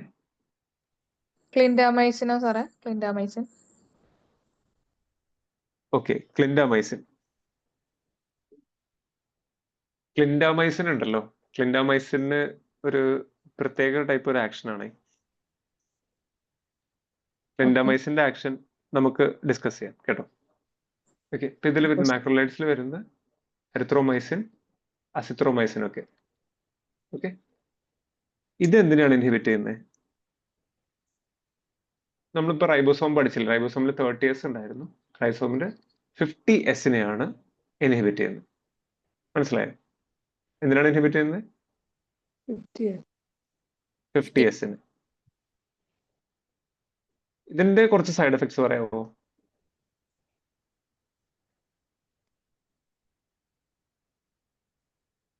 ഗ്യാസ്ട്രോഇന്റെസ്റ്റൈനൽ. ഓക്കെ, ഗ്യാസ്ട്രോഇന്റെസ്റ്റൈനൽ സൈഡ് എഫക്ട്സ് ഉണ്ട്. അസിത്രോമൈസിൻ എപ്പോഴാണ് കഴിക്കണ്ടേ?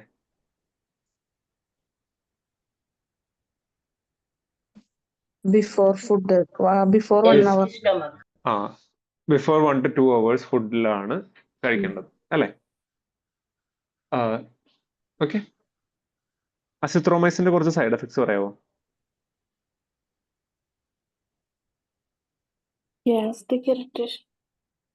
മെയിൻലി നമ്മൾ ഗ്യാസ്ട്രിക് ഇറിറ്റേഷൻ ആണ് പറയാറുള്ളത്.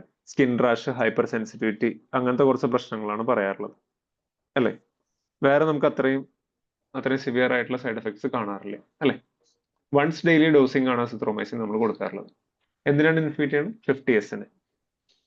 എൻ്റെ അടുത്ത് ക്ലിൻഡാമൈസിന് ചോദിച്ചില്ലേ? ക്ലിൻഡാമൈസിന്റെ മെക്കാനിസം സെയിം ആണ്, പക്ഷെ ക്ലിൻഡാമൈസിൻ മാക്രോലൈഡ്സിലല്ല വരിക. ക്ലിൻഡാമൈസിൻ വേറെ സ്പെഷ്യൽ കാറ്റഗറിയിലാണ് വരുന്നത്. ലിങ്കോസമൈഡ് എന്ന് പറഞ്ഞ ഒരു ആന്റിബയോട്ടിക്കിലാണ് വരുന്നത് കേട്ടോ. Okay sir. പക്ഷെ മെക്കാനിസം സെയിം ആണ്. ക്ലിൻഡാമൈസിൻ കാരണം നമ്മുടെ ഈ സ്യൂഡോ മെംബ്രേനസ് കോളൈറ്റിസ് എന്ന് പറഞ്ഞൊരു ഡിസീസ് ഞാൻ കാണിച്ചില്ലേ, അത് വരാൻ വളരെ ചാൻസ് കൂടുതലാണ് ക്ലിൻഡാമൈസിൻ കഴിക്കുമ്പോൾ. Okay sir. ക്ലിയർ ആണോ? ഓക്കെ, സ്ക്രീൻ ക്ലിയർ അല്ലേ? അതെ സർ. ഓക്കെ, ഇപ്പൊ നമ്മൾ പഠിച്ച ആന്റിബയോട്ടിക്സ് ഒന്ന് ജസ്റ്റ് ഒന്ന് സമ്മറൈസ് ചെയ്യും. ഇപ്പൊ എന്തൊക്കെ നമ്മൾ പറഞ്ഞു എന്നുള്ളത് ജസ്റ്റ് ഒന്ന് സമ്മറൈസ് ചെയ്യാം. എന്താണ്? ഫസ്റ്റ് തൊട്ടാണോ സാറേ?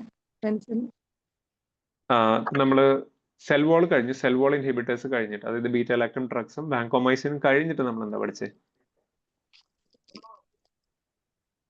അമിനോഗ്ലൈക്കോസൈഡ്.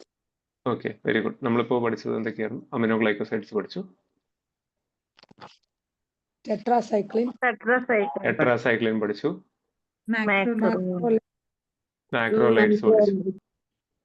മാക്രോലൈഡ്സ് പഠിച്ചു. ഓക്കെ, ഇനി ഞാൻ ഒരെണ്ണം കൂടി പറയാം. അപ്പൊ നമ്മള് ഈ ടെട്രാസൈക്ലിനും അമിനോഗ്ലൈക്കോസൈഡ്സും മെക്കാനിസം എന്തായിരുന്നു? How much? Amino 125. 30S ribosome inhibition. 125. ആ ടെട്രാസൈക്ലിനും അമിനോഗ്ലൈസിനും 30S ആയിരുന്നു. അപ്പൊ ടി ഇ ടെട്രാസൈക്ലിന്റെ ടിയും അമിനോഗ്ലൈസിഡ്സിന്റെ എയും ടീം എന്ന് പറയുന്നത് എന്താണ്? 30S ഇൻഹിബിറ്റ് ചെയ്യുകയാണ്. ക്ലിയർ ആയോ? ടെട്രാസൈക്ലിനും അമിനോഗ്ലൈക്കോസൈഡ്സ് ഇതെന്താണ്? 30S ഇൻഹിബിറ്റ് ചെയ്യാണ് ചെയ്യുന്നത് അല്ലെ? നമ്മൾ പഠിച്ചു. ഇനി 50S ഇൻഹിബിറ്റ് ചെയ്യണം നമ്മളിപ്പോ എന്തൊക്കെയാ പഠിച്ചേ? Macrolides. മാക്രോലൈഡ്സ്. പിന്നെ നമുക്ക് ഇനി അടുത്തത് പഠിക്കാം. നമ്മളിപ്പോ ക്ലിൻഡാമൈസിൻ പഠിച്ചു. Clindamycin belongs to the class for lincosamide എന്ന് പറഞ്ഞ ക്ലാസ്സിലാണ്. അല്ലെങ്കിൽ ക്ലിൻഡാമൈസിൻ എന്ന് പഠിച്ചാൽ മതി. പിന്നെ വരുന്നൊരു ഡ്രഗാണ് ക്ലോറാംഫെനിക്കോൾ. ക്ലോറാംഫെനിക്കോളും 50S ഇൻഹിബിറ്റ് ചെയ്യാണ് ചെയ്യുന്നത്. പക്ഷേ ഈ ക്ലോറാംഫെനിക്കോളിന്റെ പ്രത്യേക ഒരു സൈഡ് എഫക്റ്റ് ഉണ്ട്. ക്ലോറാംഫെനിക്കോളിന്. It is known as grey baby syndrome. കേട്ടോ? Grey baby syndrome. Okay. എന്താണ് ക്ലോറാംഫെനിക്കോളിന്റെ സൈഡ് എഫക്റ്റിന്റെ പേര് എന്താണ്? Grey baby syndrome. ഓക്കെ. ഈ ഗ്രേ ബേബി സിൻഡ്രോമിന്റെ കാരണം എന്താ വെച്ച് കഴിഞ്ഞാൽ കുട്ടികളിൽ അല്ലെങ്കിൽ നിയോനേറ്റ്സിൽ ഈ ക്ലോറാംഫെനിക്കോൾ മെറ്റബോളൈസ് ചെയ്യാനുള്ള ഒരു എൻസൈം ഉണ്ട്. അതാണ് glucuronyl transferase. M6 Patala Barada. Glucuronyl transferase. Sakaradi. Glucuronyl transferase. അപ്പൊ നിയോനേറ്റ്സിൽ ഗ്ലൂക്കോണൈൽ ട്രാൻസ്ഫറേസ് വളരെ കുറവാണ്. അപ്പൊ ഈ ക്ലോറാംഫെനിക്കോൾ മെറ്റബോളൈസ് ചെയ്യാൻ പറ്റില്ല. അതുകൊണ്ട് ക്ലോറാംഫെനിക്കോളിന്റെ സൈഡ് എഫക്ട്സ് വരും. കുട്ടി ഇങ്ങനെ ഭയങ്കര ഫ്ലോപ്പി ആയിരിക്കും, കുറച്ച് CNS ഡിപ്രഷൻ ഉണ്ടായിരിക്കും, കുട്ടിയുടെ BP കുറവായിരിക്കും. പക്ഷെ സ്കിന്നൊക്കെ സയനോസിസ് ഒക്കെ വന്നിട്ട് കുഞ്ഞിന്റെ കളർ ഒരു ഗ്രേ കളർ ആയിട്ടിരിക്കും. കേട്ടോ? അതുകൊണ്ടാണ് ഗ്രേ ബേബി സിൻഡ്രോം എന്ന് വിളിക്കുന്നത്. ആരുടെയോ ഒരാളുടെ ഇത് മ്യൂട്ട് അല്ല കേട്ടോ, സൗണ്ട് കേൾക്കുന്നുണ്ടേ. Maybe I don't say the name. Mina Kora. Okay, ഇത് ക്ലിയർ ആണോ? ക്ലോറാംഫെനിക്കോളിന്റെ ഒരു സൈഡ് എഫക്ട്. ഓക്കെ, ചിൽഡ്രന് കൊടുക്കത്തില്ലേ സാറേ? നിയോനേറ്റ്സിൽ കൊടുക്കാറില്ല. പ്രിമേച്ചർ ബേബീസിൽ ഒട്ടും കൊടുക്കാൻ പാടില്ല. Floppy means ഫ്ലോപ്പി എന്ന് പറഞ്ഞ കുട്ടി ഇങ്ങനെ ഒരു എനക്കൊന്നൊക്കെ കുറവായിരിക്കും. കാരണം CNS എഫക്ട് ചെയ്യുന്നുണ്ട്. BP കുറവായിരിക്കും. ഓക്കെ, ഫുള്ള് ഗ്രേ കളർ ആയിരിക്കും. കേട്ടോ? ക്ലോറാംഫെനിക്കോളിന് ഒരു സൈഡ് എഫക്റ്റ് കൂടി ഉണ്ട്. അതാണ് bone marrow suppression. Bone marrow suppression വന്നു കഴിഞ്ഞാൽ എന്തുണ്ടാവും? നമ്മൾ ബ്ലഡ് കൗണ്ട്സ് ഒക്കെ എന്തായിരിക്കും? RBCs എല്ലാം കുറഞ്ഞു. RBC കുറയും. ഇത് കൂടാതെ തന്നെ WBC കുറയും, പ്ലേറ്റ്ലെറ്റ് കുറയും, എല്ലാം കുറയും. RBC, WBC, പ്ലേറ്റ്ലെറ്റ് എല്ലാം കുറയും. RBC കുറയണേന്ന് എന്താ വിളിക്കുക? അനീമിക്. അനീമിയ. WBC കുറയണേണെങ്കിൽ ല്യൂക്കോപീനിയ. ത്രോംബോസൈറ്റോപീനിയ. പ്ലേറ്റ്ലെറ്റ് കുറയണത് ത്രോംബോസൈറ്റോപീനിയ. അല്ലേ? ഇതൊക്കെ സംഭവിക്കാം. കേട്ടോ? ബോൺ മാരോ സപ്രഷൻ കാരണം. പക്ഷെ ഗ്രേ ബേബി സിൻഡ്രോം ഇതും മൾട്ടിപ്പിൾ ചോയ്സ് ക്വസ്റ്റ്യൻ ഒക്കെ ആയിട്ട് ചോദിക്കാറുള്ള സാധനമാണ് ഗ്രേ ബേബി സിൻഡ്രോം. ക്ലിയർ ആണോ? സാർ ഒരു ഡൗട്ട് ഉണ്ടായിരുന്നു. പറഞ്ഞോളൂ. സാർ മുമ്പ് അസിത്രോമൈസിന്റെ കാര്യം പറഞ്ഞല്ലോ, 1 to 2 hour ബിഫോർ ഫുഡ് കൊടുക്കണം. അന്നേരം അതിന്റെ സൈഡ് എഫക്റ്റ് ആയിട്ട് പറഞ്ഞല്ലോ ഗ്യാസ്ട്രിക് ഇറിറ്റേഷൻ. അന്നേരം നമുക്ക് അതിനെ പ്രിവെന്റ് ചെയ്യാൻ അന്നേരം നമുക്ക് എങ്ങനെ കൊടുക്കാൻ പറ്റും?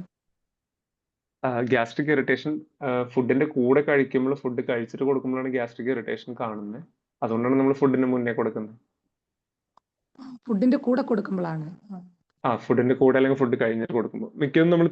മിക്ക ആൾക്കാരും കഴിക്കുന്നത് എന്താണ്? അസിത്രോമൈസിൻ ഫുഡ് കഴിച്ചതിന് ശേഷമാണ് എല്ലാവരും കഴിക്കുന്നത്. അല്ലേ? ഫുഡിന് മുന്നെയാണ് കഴിക്കേണ്ടത്. അപ്പൊ നമുക്കിനി നമ്മൾ ഒരുവിധം എല്ലാ ആന്റിബയോട്ടിക്സും നമ്മൾ പഠിച്ചു അല്ലെ? ഒരുവിധം നമുക്ക് പഠിക്കേണ്ട എല്ലാ ആന്റിബയോട്ടിക്സും പഠിച്ചു. ഇനി ഇതെല്ലാം കൂടി നമ്മൾക്ക് ജസ്റ്റ് ഒന്ന് സമ്മറൈസ് ചെയ്ത് ഒറ്റയടിക്ക് എല്ലാം പഠിച്ചാലോ? അങ്ങനെ പഠിക്കാനായിട്ട് നമുക്ക് ഒരു എളുപ്പവഴി നോക്കാം. അപ്പൊ എല്ലാവർക്കും ഓർത്തിരിക്കാനും പറ്റും.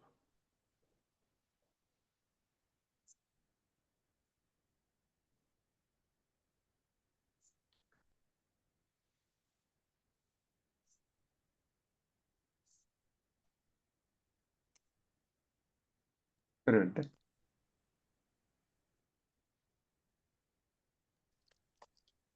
സാറേ ലിനിസോളിഡ് ഏത് ഗ്രൂപ്പിലായിരുന്ന? ലിനിസോളിന്റെ കാര്യം നമുക്ക് വരാം, കാരണം അതൊരു എക്സ്ട്രാ പറയുന്ന ഒരു ഡ്രഗ് മാതിരിയാണ്. നമുക്കത് ഇതിലേക്ക് വരാമേ കേട്ടോ. അപ്പൊ നമുക്ക് ഒരു ബാക്ടീരിയ സ്ട്രക്ചർ ആക്കിയാലും എന്ന് പറയാമോ, എല്ലാവരും ഒന്ന് പറയാമോ? ഫസ്റ്റ് ഒരു ബാക്ടീരിയക്ക് എന്താണ്? വലിയൊരു സെൽ വോൾ ഉണ്ടായിരിക്കും.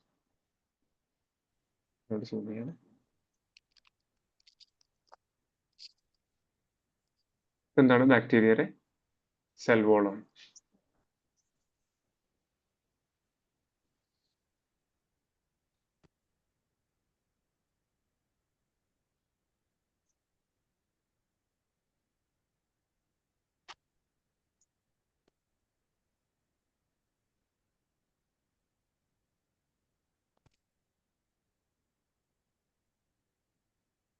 Cell membrane. സെൽ വോളും സെൽ മെമ്പറൈൻ. ഓക്കെ, നമ്മൾ വരച്ചു.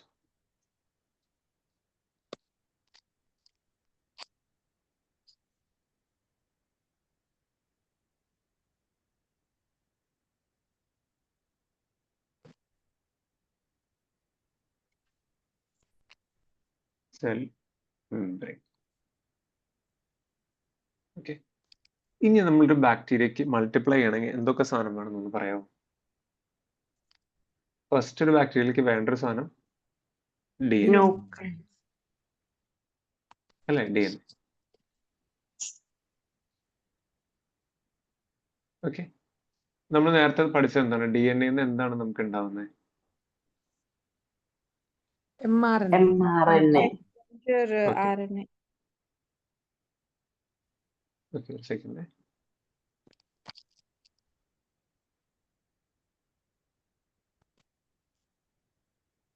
ഓക്കെ, DNA ഉണ്ടാവുന്നതാണ് mRNA. നമ്മൾ mRNA വരയ്ക്കും.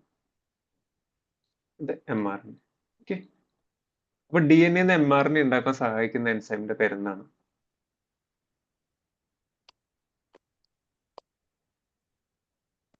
പറയാവോ? എൻസൈമിന്റെ പേര് RNA പോളിമറൈസ് അല്ലെ? അതിനെയാണ് വിളിക്കുക DNA dependent RNA polymerase. RNA polymerise.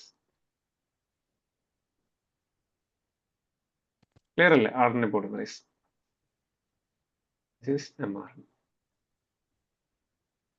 ഇനി നമ്മൾ DNA ഡിവൈഡ് ചെയ്യണമെങ്കിൽ DNA RNA mRNA ആയിട്ട് ഡിവൈഡ് ചെയ്യണ സമയത്ത് ഡിവൈഡ് ചെയ്യാനായിട്ട് നമ്മൾ രണ്ട് എൻസൈമിന്റെ പേര് പഠിച്ചു.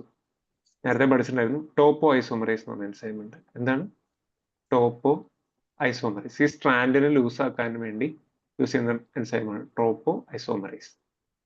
എന്താണ് ടോപ്പോ ഐസോമറൈസ് അല്ലേ? ഇനി mRNA നമുക്ക് പ്രോട്ടീൻ ഉണ്ടാക്കണമെങ്കിൽ എന്താ ചെയ്യണ്ടേ?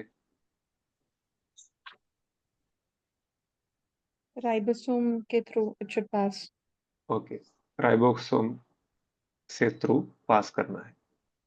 तो റൈബോസോമിന്റെ സ്ട്രക്ചർ എന്തായിരുന്നു എന്ന് പറയാമോ? 50S ഉണ്ട്, 30S ഉണ്ട്. ക്ലിയർ അല്ലേ? ഇതിന്റെ ഉള്ളിൽ കൂടെ ഇങ്ങനെ പാസ് ചെയ്യുന്ന സമയത്ത് there is something known as tRNA. ഇതെന്താണ്? Transfer RNA. ഈ tRNA ആണ് നമുക്ക് എന്ത് കൊണ്ടുവരുന്നത്? ഇങ്ങനെ പ്രോട്ടീന് വേണ്ടിയിട്ടുള്ള പെപ്റ്റൈഡ്സിന് ഓരോന്നായിട്ട് ഒരു tRNA വരുന്നു. കുറച്ചു നേരം കഴിയുമ്പോൾ ഇതിന്റെ പിന്നിൽ കൂടെ അടുത്ത tRNA വരും, വേറൊരു പ്രോട്ടീനും വേറൊരു പെപ്റ്റൈഡും കൊണ്ട്. അപ്പൊ ഇത് രണ്ടും കൂടിയിട്ട് ഇവിടെ വന്ന് ഇങ്ങനെ ജോയിൻ ചെയ്തിട്ട് ഇങ്ങനെ ജോയിൻ ചെയ്ത് നമുക്ക് അവസാനം എന്തുണ്ടാവുന്നു? പ്രോട്ടീൻ ഉണ്ടാവും അല്ലേ? ഇതല്ലേ സ്ട്രക്ചർ? ഞാനൊരു കാര്യം ചോദിക്കട്ടെ, ഇനി DNA ഡിവൈഡ് ചെയ്യണം. DNA ഹാഫായിട്ട് മുറിഞ്ഞിട്ട് അതിൽ നിന്ന് mRNA ഉണ്ടാവുകയാണ് ചെയ്യുന്നത് അല്ലെ? ഇപ്പൊ DNAയുടെ മെറ്റബോളിസത്തിന്, സെല്ലിന്റെ മെറ്റബോളിസത്തിന് ആവശ്യം നമുക്ക് എന്താണ്? ബാക്ടീരിയക്ക് ആവശ്യം എന്താണ്? ഫോളിക് ആസിഡ് വേണം അല്ലെ? ബാക്ടീരിയ മൾട്ടിപ്ലൈ ഉണ്ടെങ്കിൽ ഫോളിക് ആസിഡ് വേണം. ഈ ഫോളിക് ആസിഡ് എന്ന് പറഞ്ഞാൽ ടെട്രാ ഹൈഡ്രോ ഫോളിക് ആസിഡ്. ഈ ടെട്രാ ഹൈഡ്രോ ഫോളിക് ആസിഡ് എവിടെ നിന്നാണ് ഉണ്ടാവുന്നത്? നമ്മള് ഫസ്റ്റ് തന്നെ പഠിച്ചല്ലേ, പാബ, പാരാമിനോ ബെൻസോയിക് ആസിഡ്. പാബയിൽ നിന്ന് എന്തുണ്ടാവുന്നു? ഡൈഹൈഡ്രോ ഫോളിക് ആസിഡ് ഉണ്ടാവുന്നു. ഡൈഹൈഡ്രോഫോളിക് ആസിഡിൽ നിന്ന് ടെട്രാ ഹൈഡ്രോഫോളിക് ആസിഡ് ഉണ്ടാവുന്നു. ഈ പാബയിൽ നിന്ന് DHFA ഉണ്ടാവുന്ന എൻസൈമിന്റെ പേരെന്താണ്? ഇവിടെ ആക്ട് ചെയ്യുന്ന എൻസൈമിന്റെ പേരെന്താണ്? ഫോളേറ്റ് സിന്തറ്റേസ് അല്ലേ? Folate synthetase. ഇവിടെ ആക്ട് ചെയ്യുന്ന എൻസൈമിന്റെ പേരെന്താണ്? Folate reductase.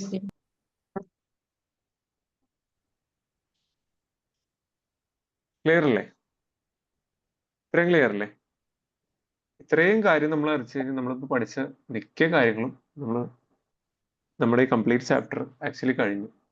ഈ ഒരു ഡയഗ്രാം പഠിച്ചു കഴിഞ്ഞാൽ എല്ലാത്തിന്റെയും മെക്കാനിസം ഇതിലുണ്ട് അല്ലേ? ഇത് മനസ്സിലായോ? ഈ ഡയഗ്രാം മനസ്സിലായോ എല്ലാവർക്കും? മനസ്സിലായി സർ. ഓക്കെ. ഇനി നമ്മളിപ്പോൾ പഠിച്ച കാര്യം നമ്മൾ റിവൈസ് ചെയ്യണേ. സെൽ വാളിനെ ഇൻഹിബിറ്റ് ചെയ്യുന്ന ഡ്രഗ്സിന്റെ പേരെന്ന് പറഞ്ഞേ.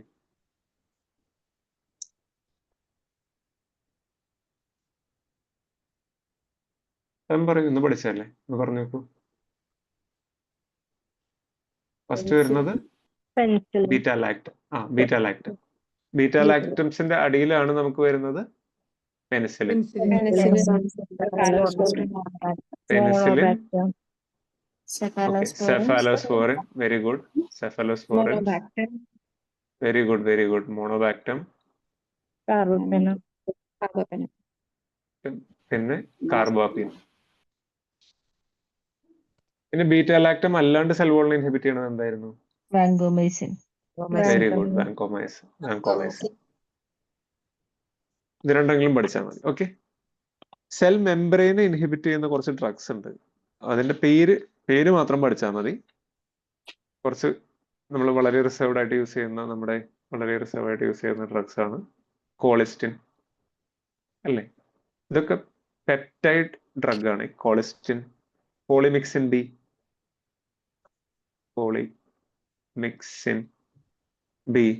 ഡാപ്റ്റോമൈസിൻ എന്നൊക്കെ പറഞ്ഞിട്ട് കേട്ടോ. പോളിസ്റ്റിൻ ഒക്കെ സെൽ മെമ്പറിനെ ഇൻഹിബിറ്റ് ചെയ്യുന്ന ഡ്രഗ് ആണ്. ഓക്കെ, ഇത്രയും പഠിച്ചില്ലേ നമ്മള്?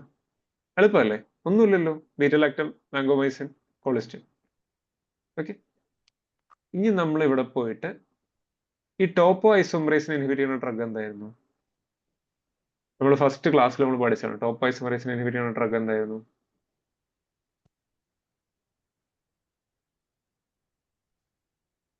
ഓക്കെ, അതാണ് ഫ്ലൂറോക്വിനോലോൺസ്. എന്താണ് ഫ്ലൂറോക്വിനോലോൺസ്? ഫ്ലൂറോക്വിനോലോൺസിന്റെ എക്സാമ്പിൾസ് എന്താണ്?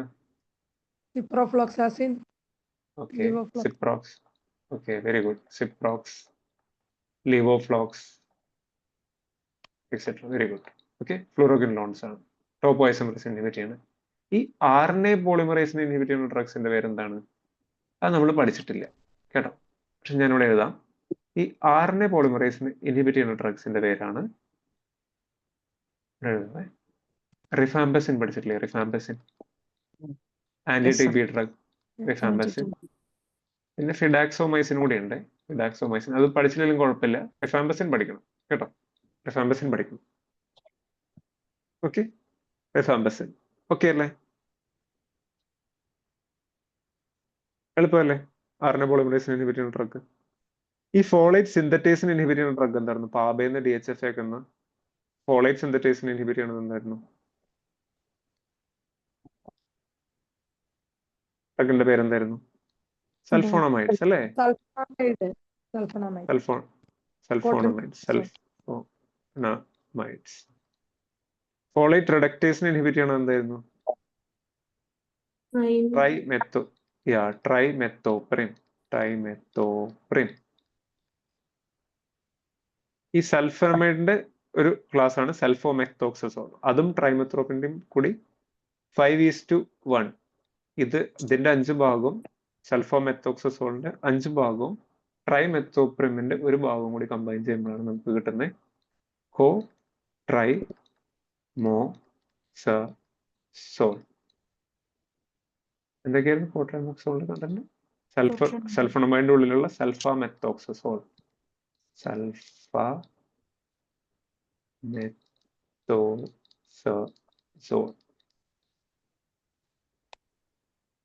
സൾഫാമെത്തോക്സസോൾ കേട്ടോ. അതും ട്രൈമെത്തോപ്രിൻ കൂടി കമ്പൈൻ ചെയ്യുമ്പോഴാണ് നമുക്ക് കോട്രൈമോക്സസോൾ കിട്ടുന്നത്. ക്ലിയർ അല്ലേ? സാറേ ലാസ്റ്റ് ഒന്നുകൂടെ പറയാമോ? റിഡക്ടേഴ്സ് ഫോളേറ്റ് റിഡക്ടേഴ്സിനെ ഇൻഹിബിറ്റ് ചെയ്യണത് എന്തായിരുന്നു? ട്രൈമെത്തോപ്രിം. സ്പെല്ലിംഗ് ക്ലിയർ ആവുന്നില്ലെങ്കിൽ ട്രൈമെത്തോപ്രിം. ഓക്കെ, അതും ഈ സൾഫണമൈഡ് എന്ന് പറഞ്ഞ വലിയൊരു കാറ്റഗറി. അതിനുള്ളിലത്തെ ഒരു ഡ്രഗ് ആണ് സൾഫാമെത്തോക്സസോൾ. എന്താണ് സൾഫാമെത്തോക്സസോൾ? ഇതിന്റെ 5 ഭാഗം, ഇത് 5 മില്ലിഗ്രാമും അങ്ങനെ വിചാരിക്കുക, ഇത് 1 മില്ലിഗ്രാമും ആണെന്ന് വിചാരിക്കുക. ഇത് രണ്ടും കൂടി കമ്പൈൻ ചെയ്യുമ്പോഴാണ് we get something known as cotrimoxazole. Clear ആണോ? Okay sir. Yeah, thank you sir. Okay, അപ്പൊ ഇനി നമുക്ക് എന്താ പഠിക്കാനുള്ളത്? ഇനി നമുക്ക് ബാക്ടീരിയനെ എങ്ങനെയൊക്കെ കൊല്ലാം. നമ്മള് ഫോളിക് ആസിഡ് ഇല്ലാണ്ടാക്കി, ടോപ്പോയിസോമറേസ് ഇല്ലാണ്ടാക്കി, ആർഎൻഎ പോളിമറേസ് ഇല്ലാണ്ടാക്കി. ഇനി നമുക്ക് 30S ഇൻഹിബിറ്റ് ചെയ്തൂടെ? 30S ഒന്ന് ആലോചിച്ച് 30S ഇൻഹിബിറ്റ് ചെയ്യാം. ഓക്കെ, ഇപ്പൊ 30S ഇവിടെ സൈഡിലേക്ക് ഒന്ന് എഴുതാം. 30S ഇൻഹിബിറ്റ് ചെയ്യുന്ന ഡ്രഗ്സിന്റെ പേര് എന്ന് പറഞ്ഞേ. നേരത്തെ വളരെ എളുപ്പത്തിൽ നമ്മൾ പഠിച്ചാൽ. Yes, very good. ടെട്രാസൈക്ലിനും അമിനോഗ്ലൈക്കോസൈഡ്സും. ടീം അല്ലെ? ടീം. ടെട്രാസൈക്ലിനും അമിനോഗ്ലൈക്കോസൈഡ്സ് എന്നാണ്. ടെട്രാസൈക്ലിൻസും aminoglycosides. Very good. 50S inhibit ചെയ്യണത് എന്തായിരുന്നു? അതും നമ്മൾ പഠിച്ചല്ലേ ഇപ്പൊ തന്നെ.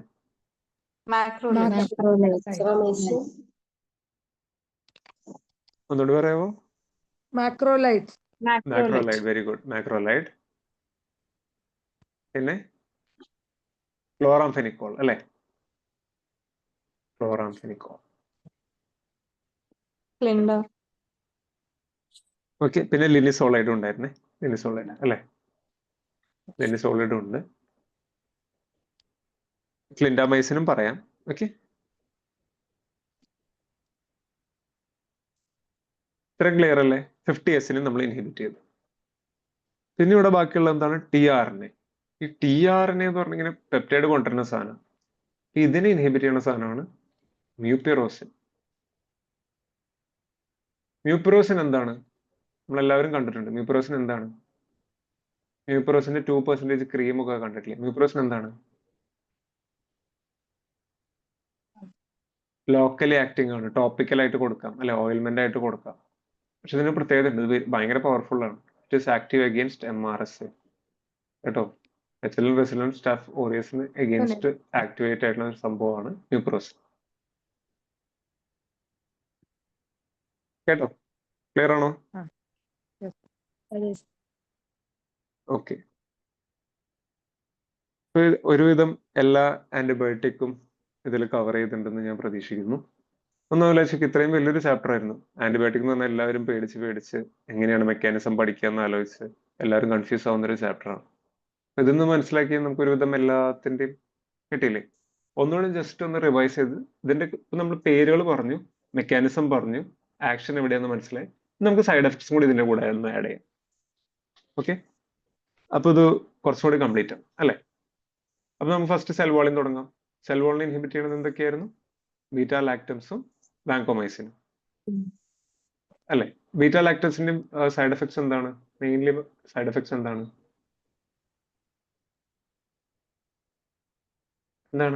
ഹൈപ്പർ സെൻസിറ്റിവിറ്റി റിയാക്ഷൻസ് അല്ലെ? ഹൈപ്പർ സെൻസിറ്റിവിറ്റി റിയാക്ഷൻസ് ഉണ്ടാക്കും അല്ലെ? അതുകൊണ്ടാണ് നമ്മൾ എപ്പോഴും ടെസ്റ്റ് ഡോസ് കൊടുക്കുന്നത് അല്ലെ? പെൻസിലിൻ അലർജി ഒക്കെ. പിന്നെന്താണ് പ്രശ്നം? പിന്നെ it can cause pseudo മെംബ്രേനസ്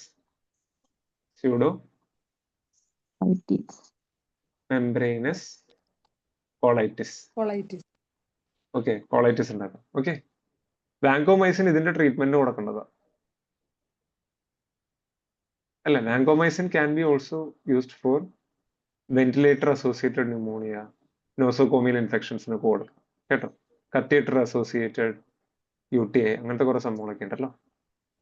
okay, കോളിസ്റ്റിനും പോളിമിക്സിനും ഒക്കെ റിസർവ് ഡ്രഗ്സ് ആണെന്നറിയാം. പക്ഷെ നമ്മൾ ഈ കോളിസ്റ്റിനൊക്കെ കൊടുക്കുമ്പോൾ നമ്മളൊരു കാര്യം യൂസ് ചെയ്യാറുണ്ട്.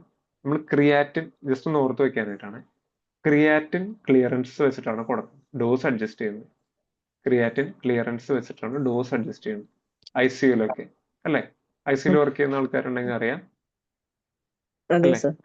അപ്പൊ അതിനൊരു ഫോർമുല ഉണ്ട്. ആ ഫോർമുലയുടെ പേരൊന്ന് പറയാമോ ആർക്കെങ്കിലും? കോക്രോഫ്റ്റ് ഫോർമുല കേട്ടിട്ടുണ്ടോ? എന്താണ്? ക്രിയാറ്റിൻ ക്ലിയറൻസും വെയിറ്റും അനുസരിച്ചിട്ടാണ് നമ്മൾ കൊടുക്കുന്നത്. അതിന്റെ പേരാണ് കൊറക്കോഫ്റ്റ് എന്ന് വിളിക്കാറുണ്ട് എല്ലാവരും. കൊറക്രോഫ്റ്റ് ഫോർമുല. എന്താണ് കോക്രോഫ്റ്റ് ഫോർമുല? ഒന്നുകൂടി സ്പെല്ലിംഗ് ചെയ്താം. COCK കോക്രോഫ്റ്റ് ഫോർമുലയാണ് യൂസ് ചെയ്യുന്നത്. അപ്പൊ ആ ഫോർമുല എന്താണെന്ന് പഠിക്കണമെങ്കിൽ ക്രിയാറ്റിൻ ക്ലിയറൻസിന്റെ ഒരു ഫോർമുലയാണ്. നമുക്ക് എളുപ്പത്തിൽ പഠിക്കാനായിട്ട് വേണമെങ്കിൽ ക്രിയാറ്റിൻ ക്ലിയറൻസ്. ഓക്കെ, ക്രിയാറ്റിൻ എന്താണ്? ക്രിയാറ്റിൻ ക്ലിയറൻസ് എളുപ്പത്തിൽ പഠിക്കാനായിട്ട് 140 minus age multiplied by weight divided by 72. Okay, into creatine value, serum creatine value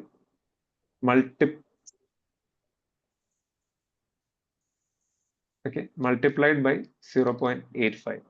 ഈ 85 മൾട്ടിപ്ലൈ ചെയ്യേണ്ടത് ഫീമെയിൽസ് ആണെങ്കിൽ മാത്രമാണ് 0.85 കൊണ്ട് മൾട്ടിപ്ലൈ ചെയ്യേണ്ടത്.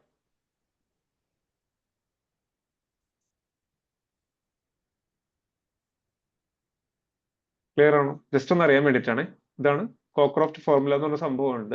നമ്മൾ ഈ കിഡ്നി ഫെയിലിയർ ഒക്കെ ഉള്ള ആൾക്കാർക്ക് ആന്റിബയോട്ടിക്കിന്റെ ഡോസ് കൊടുക്കുമ്പോൾ ക്രിയാറ്റിൻ ക്ലിയറൻസ് വെച്ചിട്ടാണ് നമ്മൾ കൊടുക്കേണ്ടത്. അല്ലെങ്കിൽ കിഡ്നിക്ക് റീനൽ ഡാമേജ് ഒരുപാട് ഉണ്ടാവും. ഓക്കെ, ഇനി ഫ്ലൂറോകിനോൺസിന്റെ സൈഡ് എഫക്ട്സ് എന്ന് പറയൂ. ഫ്ലൂറോകിനോൺസ് എന്തിനാണ് ഇൻഹിബിറ്റ് ചെയ്യുന്നത്? ടോപ്പോഐസോമറേസിനെ അല്ലേ? ഫ്ലൂറോകിനോൺസിന്റെ സൈഡ് എഫക്ട്സ് എന്ന് പറയാമോ? ലാസ്റ്റ് ക്ലാസ്സിൽ പഠിച്ചാണ്. Tenosynovitis, tendon rupture. Okay, tenosynovitis, tendon rupture ഒക്കെയാണ്.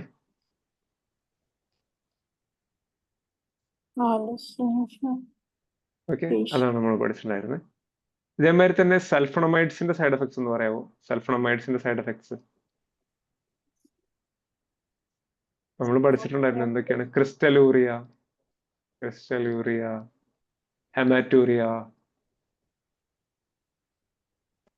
കെർണിക്ടറസ്, കുട്ടികളുടെ ബ്രെയിനിലേക്ക് ബിൽറൂബിൻ കയറി പോകുന്നത് കെർണിക്ടറസ്, ഇതൊക്കെ നമ്മൾ പഠിച്ചിട്ടുണ്ടായിരുന്നു. ഓക്കെ, ഇനി ടെട്രാസൈക്ലിന്റെ സൈഡ് എഫക്ട്സ് എന്തായാലും പഠിക്കണേ, മറക്കരുത്. ടെട്രാസൈക്ലിന്റെ സൈഡ് എഫക്ട്സ് എന്തൊക്കെയായിരുന്നു? ഫോട്ടോ സെൻസിറ്റിവിറ്റി, ഡയബറ്റിക് ഇൻസിപ്പിഡസ്, ബോണിന്റെ സ്ട്രെങ്ത് കുറയ്ക്കുന്നു, അതേമാതിരി ടൂത്ത് കാരീസ് ഉണ്ടാക്കുന്നു. ഓക്കെ, അമിനോഗ്ലൈക്കോസൈഡ്സിന്റെ സൈഡ് എഫക്ട്സ് എന്തൊക്കെയായിരുന്നു? Ototoxicity, nephrotoxicity, neuromuscular blockade. Clear ആണോ? പിന്നെ സെഫലോസ്പോറൻസിന്റെ ക്ലാസിഫിക്കേഷനും നമ്മൾ പഠിച്ചായിരുന്നു. ഓക്കെ, ഞാൻ ഒരു ഡ്രഗും കൂടി പറയാം. നമ്മളിപ്പോ മെട്രോനിഡസോൾ നമ്മൾ കോമൺലി യൂസ് ചെയ്യാനുള്ളത് അല്ലേ? മെട്രോനിഡസോൾ യൂഷ്വലി ഇത് എനേറോബിക് ഇൻഫെക്ഷന് വേണ്ടിയിട്ടാണ് കൊടുക്കുന്നത്. എനേറോബിക് എന്ന് പറഞ്ഞാൽ ഓക്സിജൻ യൂസ് ചെയ്യാത്ത ബാക്ടീരിയ. അപ്പൊ മെട്രോനിഡസോൾ കൊടുത്തു കഴിഞ്ഞാൽ എന്തുണ്ടാവും? ഇത് ഓക്സിജൻ യൂസ് ചെയ്യാത്ത ബാക്ടീരിയയുടെ ഉള്ളിലേക്ക് കയറും. എന്നിട്ട് ഇതിന്റെ ഉള്ളിൽ എന്തുണ്ടാവും? ഹൈലി റിയാക്റ്റീവ് ഓക്സിജൻ സ്പീഷീസ് അല്ലെങ്കിൽ ഹൈലി റിയാക്റ്റീവ് കോമ്പൗണ്ട്സ് ഉണ്ടാവും.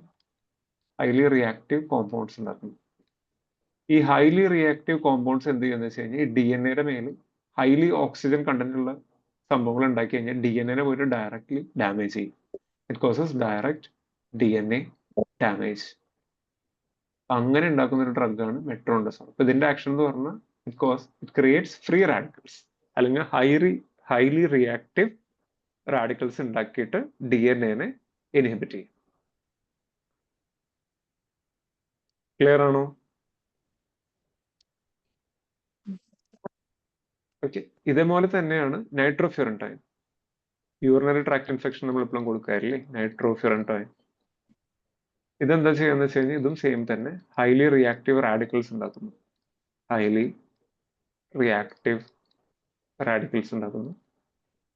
ഇത് ഡയറക്റ്റ്ലി പോയിട്ട് DNA ഡാമേജ് ചെയ്യുന്നു. ഓക്കെ, അപ്പൊ നമ്മൾ മെട്രോണിഡസോളും പഠിച്ചു, ഈ നൈട്രോഫ്യൂറൻടോയിനും പഠിച്ചു. ക്ലിയർ ആണോ? Yes, sir. ഓക്കെ, ഇപ്പൊ നേരത്തെ Okay. ചോദിച്ചിട്ടുണ്ടായിരുന്നില്ലേ, ലിനിസോളൈഡ് ചോദിച്ചിട്ടുണ്ടായിരുന്നില്ലേ? ലിനിസോളൈഡ് നമ്മളിപ്പോ പഠിച്ചു 50S ഇൻഹിബിറ്റ് ചെയ്യുന്നത്. അതിന്റെ കവറേജ് എന്ന് പറഞ്ഞാൽ MRSA കവറേജ് ഉണ്ട്, VRSA കവറേജ് ഉണ്ട്, ഓക്കെ, ലിസ്റ്റീരിയക്കും കവറേജ് ഉണ്ട്. ഓവർലിയും കൊടുക്കാം, IV ഇൻഫ്യൂഷൻ ആയിട്ടും കൊടുക്കാം. Skin, soft tissue infection, pneumonia, ഇതിനൊക്കെ കൊടുക്കാൻ പറ്റും. മെയിൻലി സൈഡ് എഫക്ട് എന്ന് പറഞ്ഞാൽ ലിനിസോളിഡിന്റെ ആലോചിക്കുകയാണെങ്കിൽ ബോൺ മാരോ സപ്രഷൻ ഉണ്ടാക്കാം. ഓക്കെ, അതാണ് കുറച്ച് ശ്രദ്ധിക്കേണ്ട ഒരു സൈഡ് എഫക്ട്.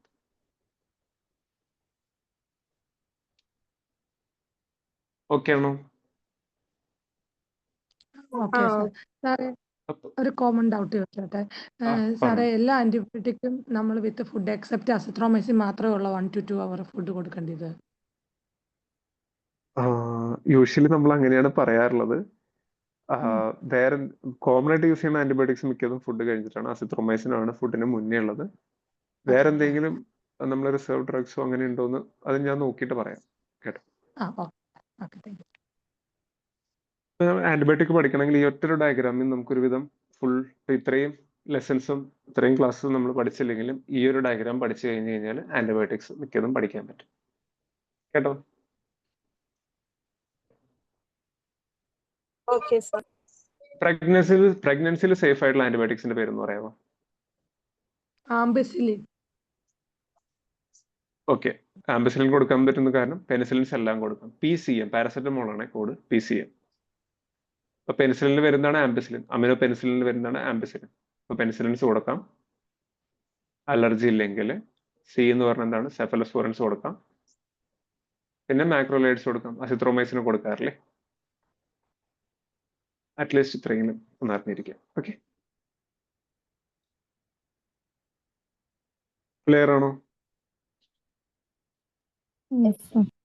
സ്യൂഡോമോണൽ സാറേ, ഇൻഫെക്ഷൻ വന്നു കഴിഞ്ഞാൽ എന്താണ്? സാറേ പെൻസിലിൻ കഴിഞ്ഞിട്ട് സെഫലോസ്പോറിൻ. ഓക്കെ. ക്ലിയർ അല്ലെങ്കിൽ പറയണേ. Okay sir. ഓക്കെ, അപ്പൊ ഈ ഒരു ഡയഗ്രാം ഒന്ന് ഫോട്ടോ എടുത്ത് വെച്ചു, സ്ക്രീൻഷോട്ട് ചെയ്ത് വെച്ച് കഴിഞ്ഞാൽ എളുപ്പമായിരിക്കും.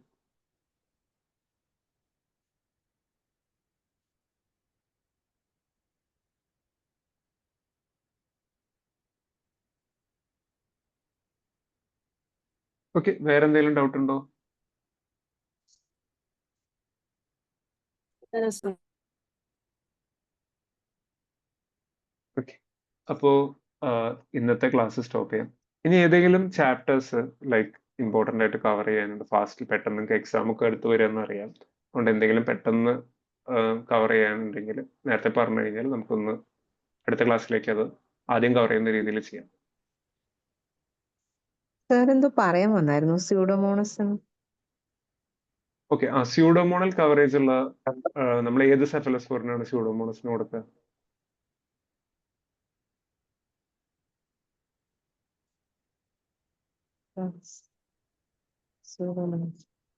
Second and third. Third and fourth. Third and fourth. അപ്പൊ ഈ ഒരു ഡയഗ്രാം കൂടി പഠിക്കണേ. തേർഡും ഫോർത്തും ആണ്.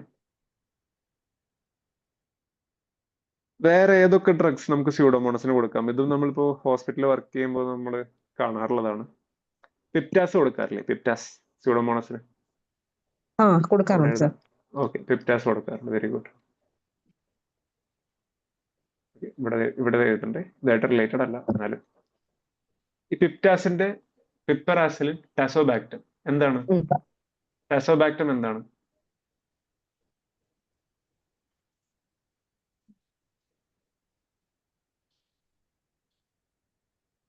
ടാസോബാക്ടം എന്ന് പറഞ്ഞാൽ എന്താണ്? പിപ്റ്റാസിലത്തെ അടുത്ത ക്ലാസ്സിൽ നമ്മൾ പഠിച്ചായിരുന്നു, പറയാമോ?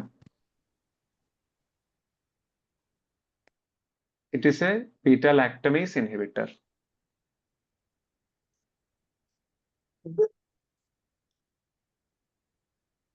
അല്ലേ? ബീറ്റാ ലാക്ടമേസ് എന്ന് പറഞ്ഞാൽ ബാക്ടീരിയ പ്രൊഡ്യൂസ് ചെയ്യുന്ന സാധനമാണ്. ബീറ്റാ ലാക്ടത്തിനെ തടയാനായിട്ട്, അത് നമ്മൾ കൊടുക്കുന്ന ഡ്രഗിനെ തടയാനായിട്ട്. അപ്പൊ അതിനെയും തടയാനായിട്ട് ഇപ്പോ ക്ലാവിലാനിക് ആസിഡ് എന്താ ചെയ്യുന്നത്? Amoxicillin plus clavulanic acid. Clavulanic acid എന്താണ്? It is also a beta lactamase inhibitor. കേട്ടോ? അപ്പൊ piperacillin is an penicillin, tazobactam is an beta lactamase inhibitor. Okay, piptaz കൊടുക്കാം, 3rd ജനറേഷൻ 4th ജനറേഷൻ കൊടുക്കാം. ഇതിൽ നമ്മൾ പഠിച്ച 6th ജനറേഷനും കൊടുക്കാൻ പറ്റും. അതിനുണ്ട് സ്യൂഡോമോണസ് കവറേജ്. പിന്നെ നമ്മുടെ അമിനോഗ്ലൈക്കോസൈഡ്സ് പഠിച്ച ജെന്റാമൈസിൻ കൊടുക്കാം. ഓക്കെ, കോളിസ്റ്റിൻ കൊടുക്കാം. കേട്ടോ, സിപ്രോഫ്ലോക്സസിനും കൊടുക്കാം. Okay, thank you sir. Okay. അപ്പൊ നമുക്ക് ഇന്നത്തെ ക്ലാസ് സ്റ്റോപ്പ് ചെയ്യാം. Thank you very much. Thank you, sir. Okay, class stop ചെയ്യാം. എല്ലാവർക്കും thank you. Good night. Thank you, sir. Good night, sir. Good night, sir.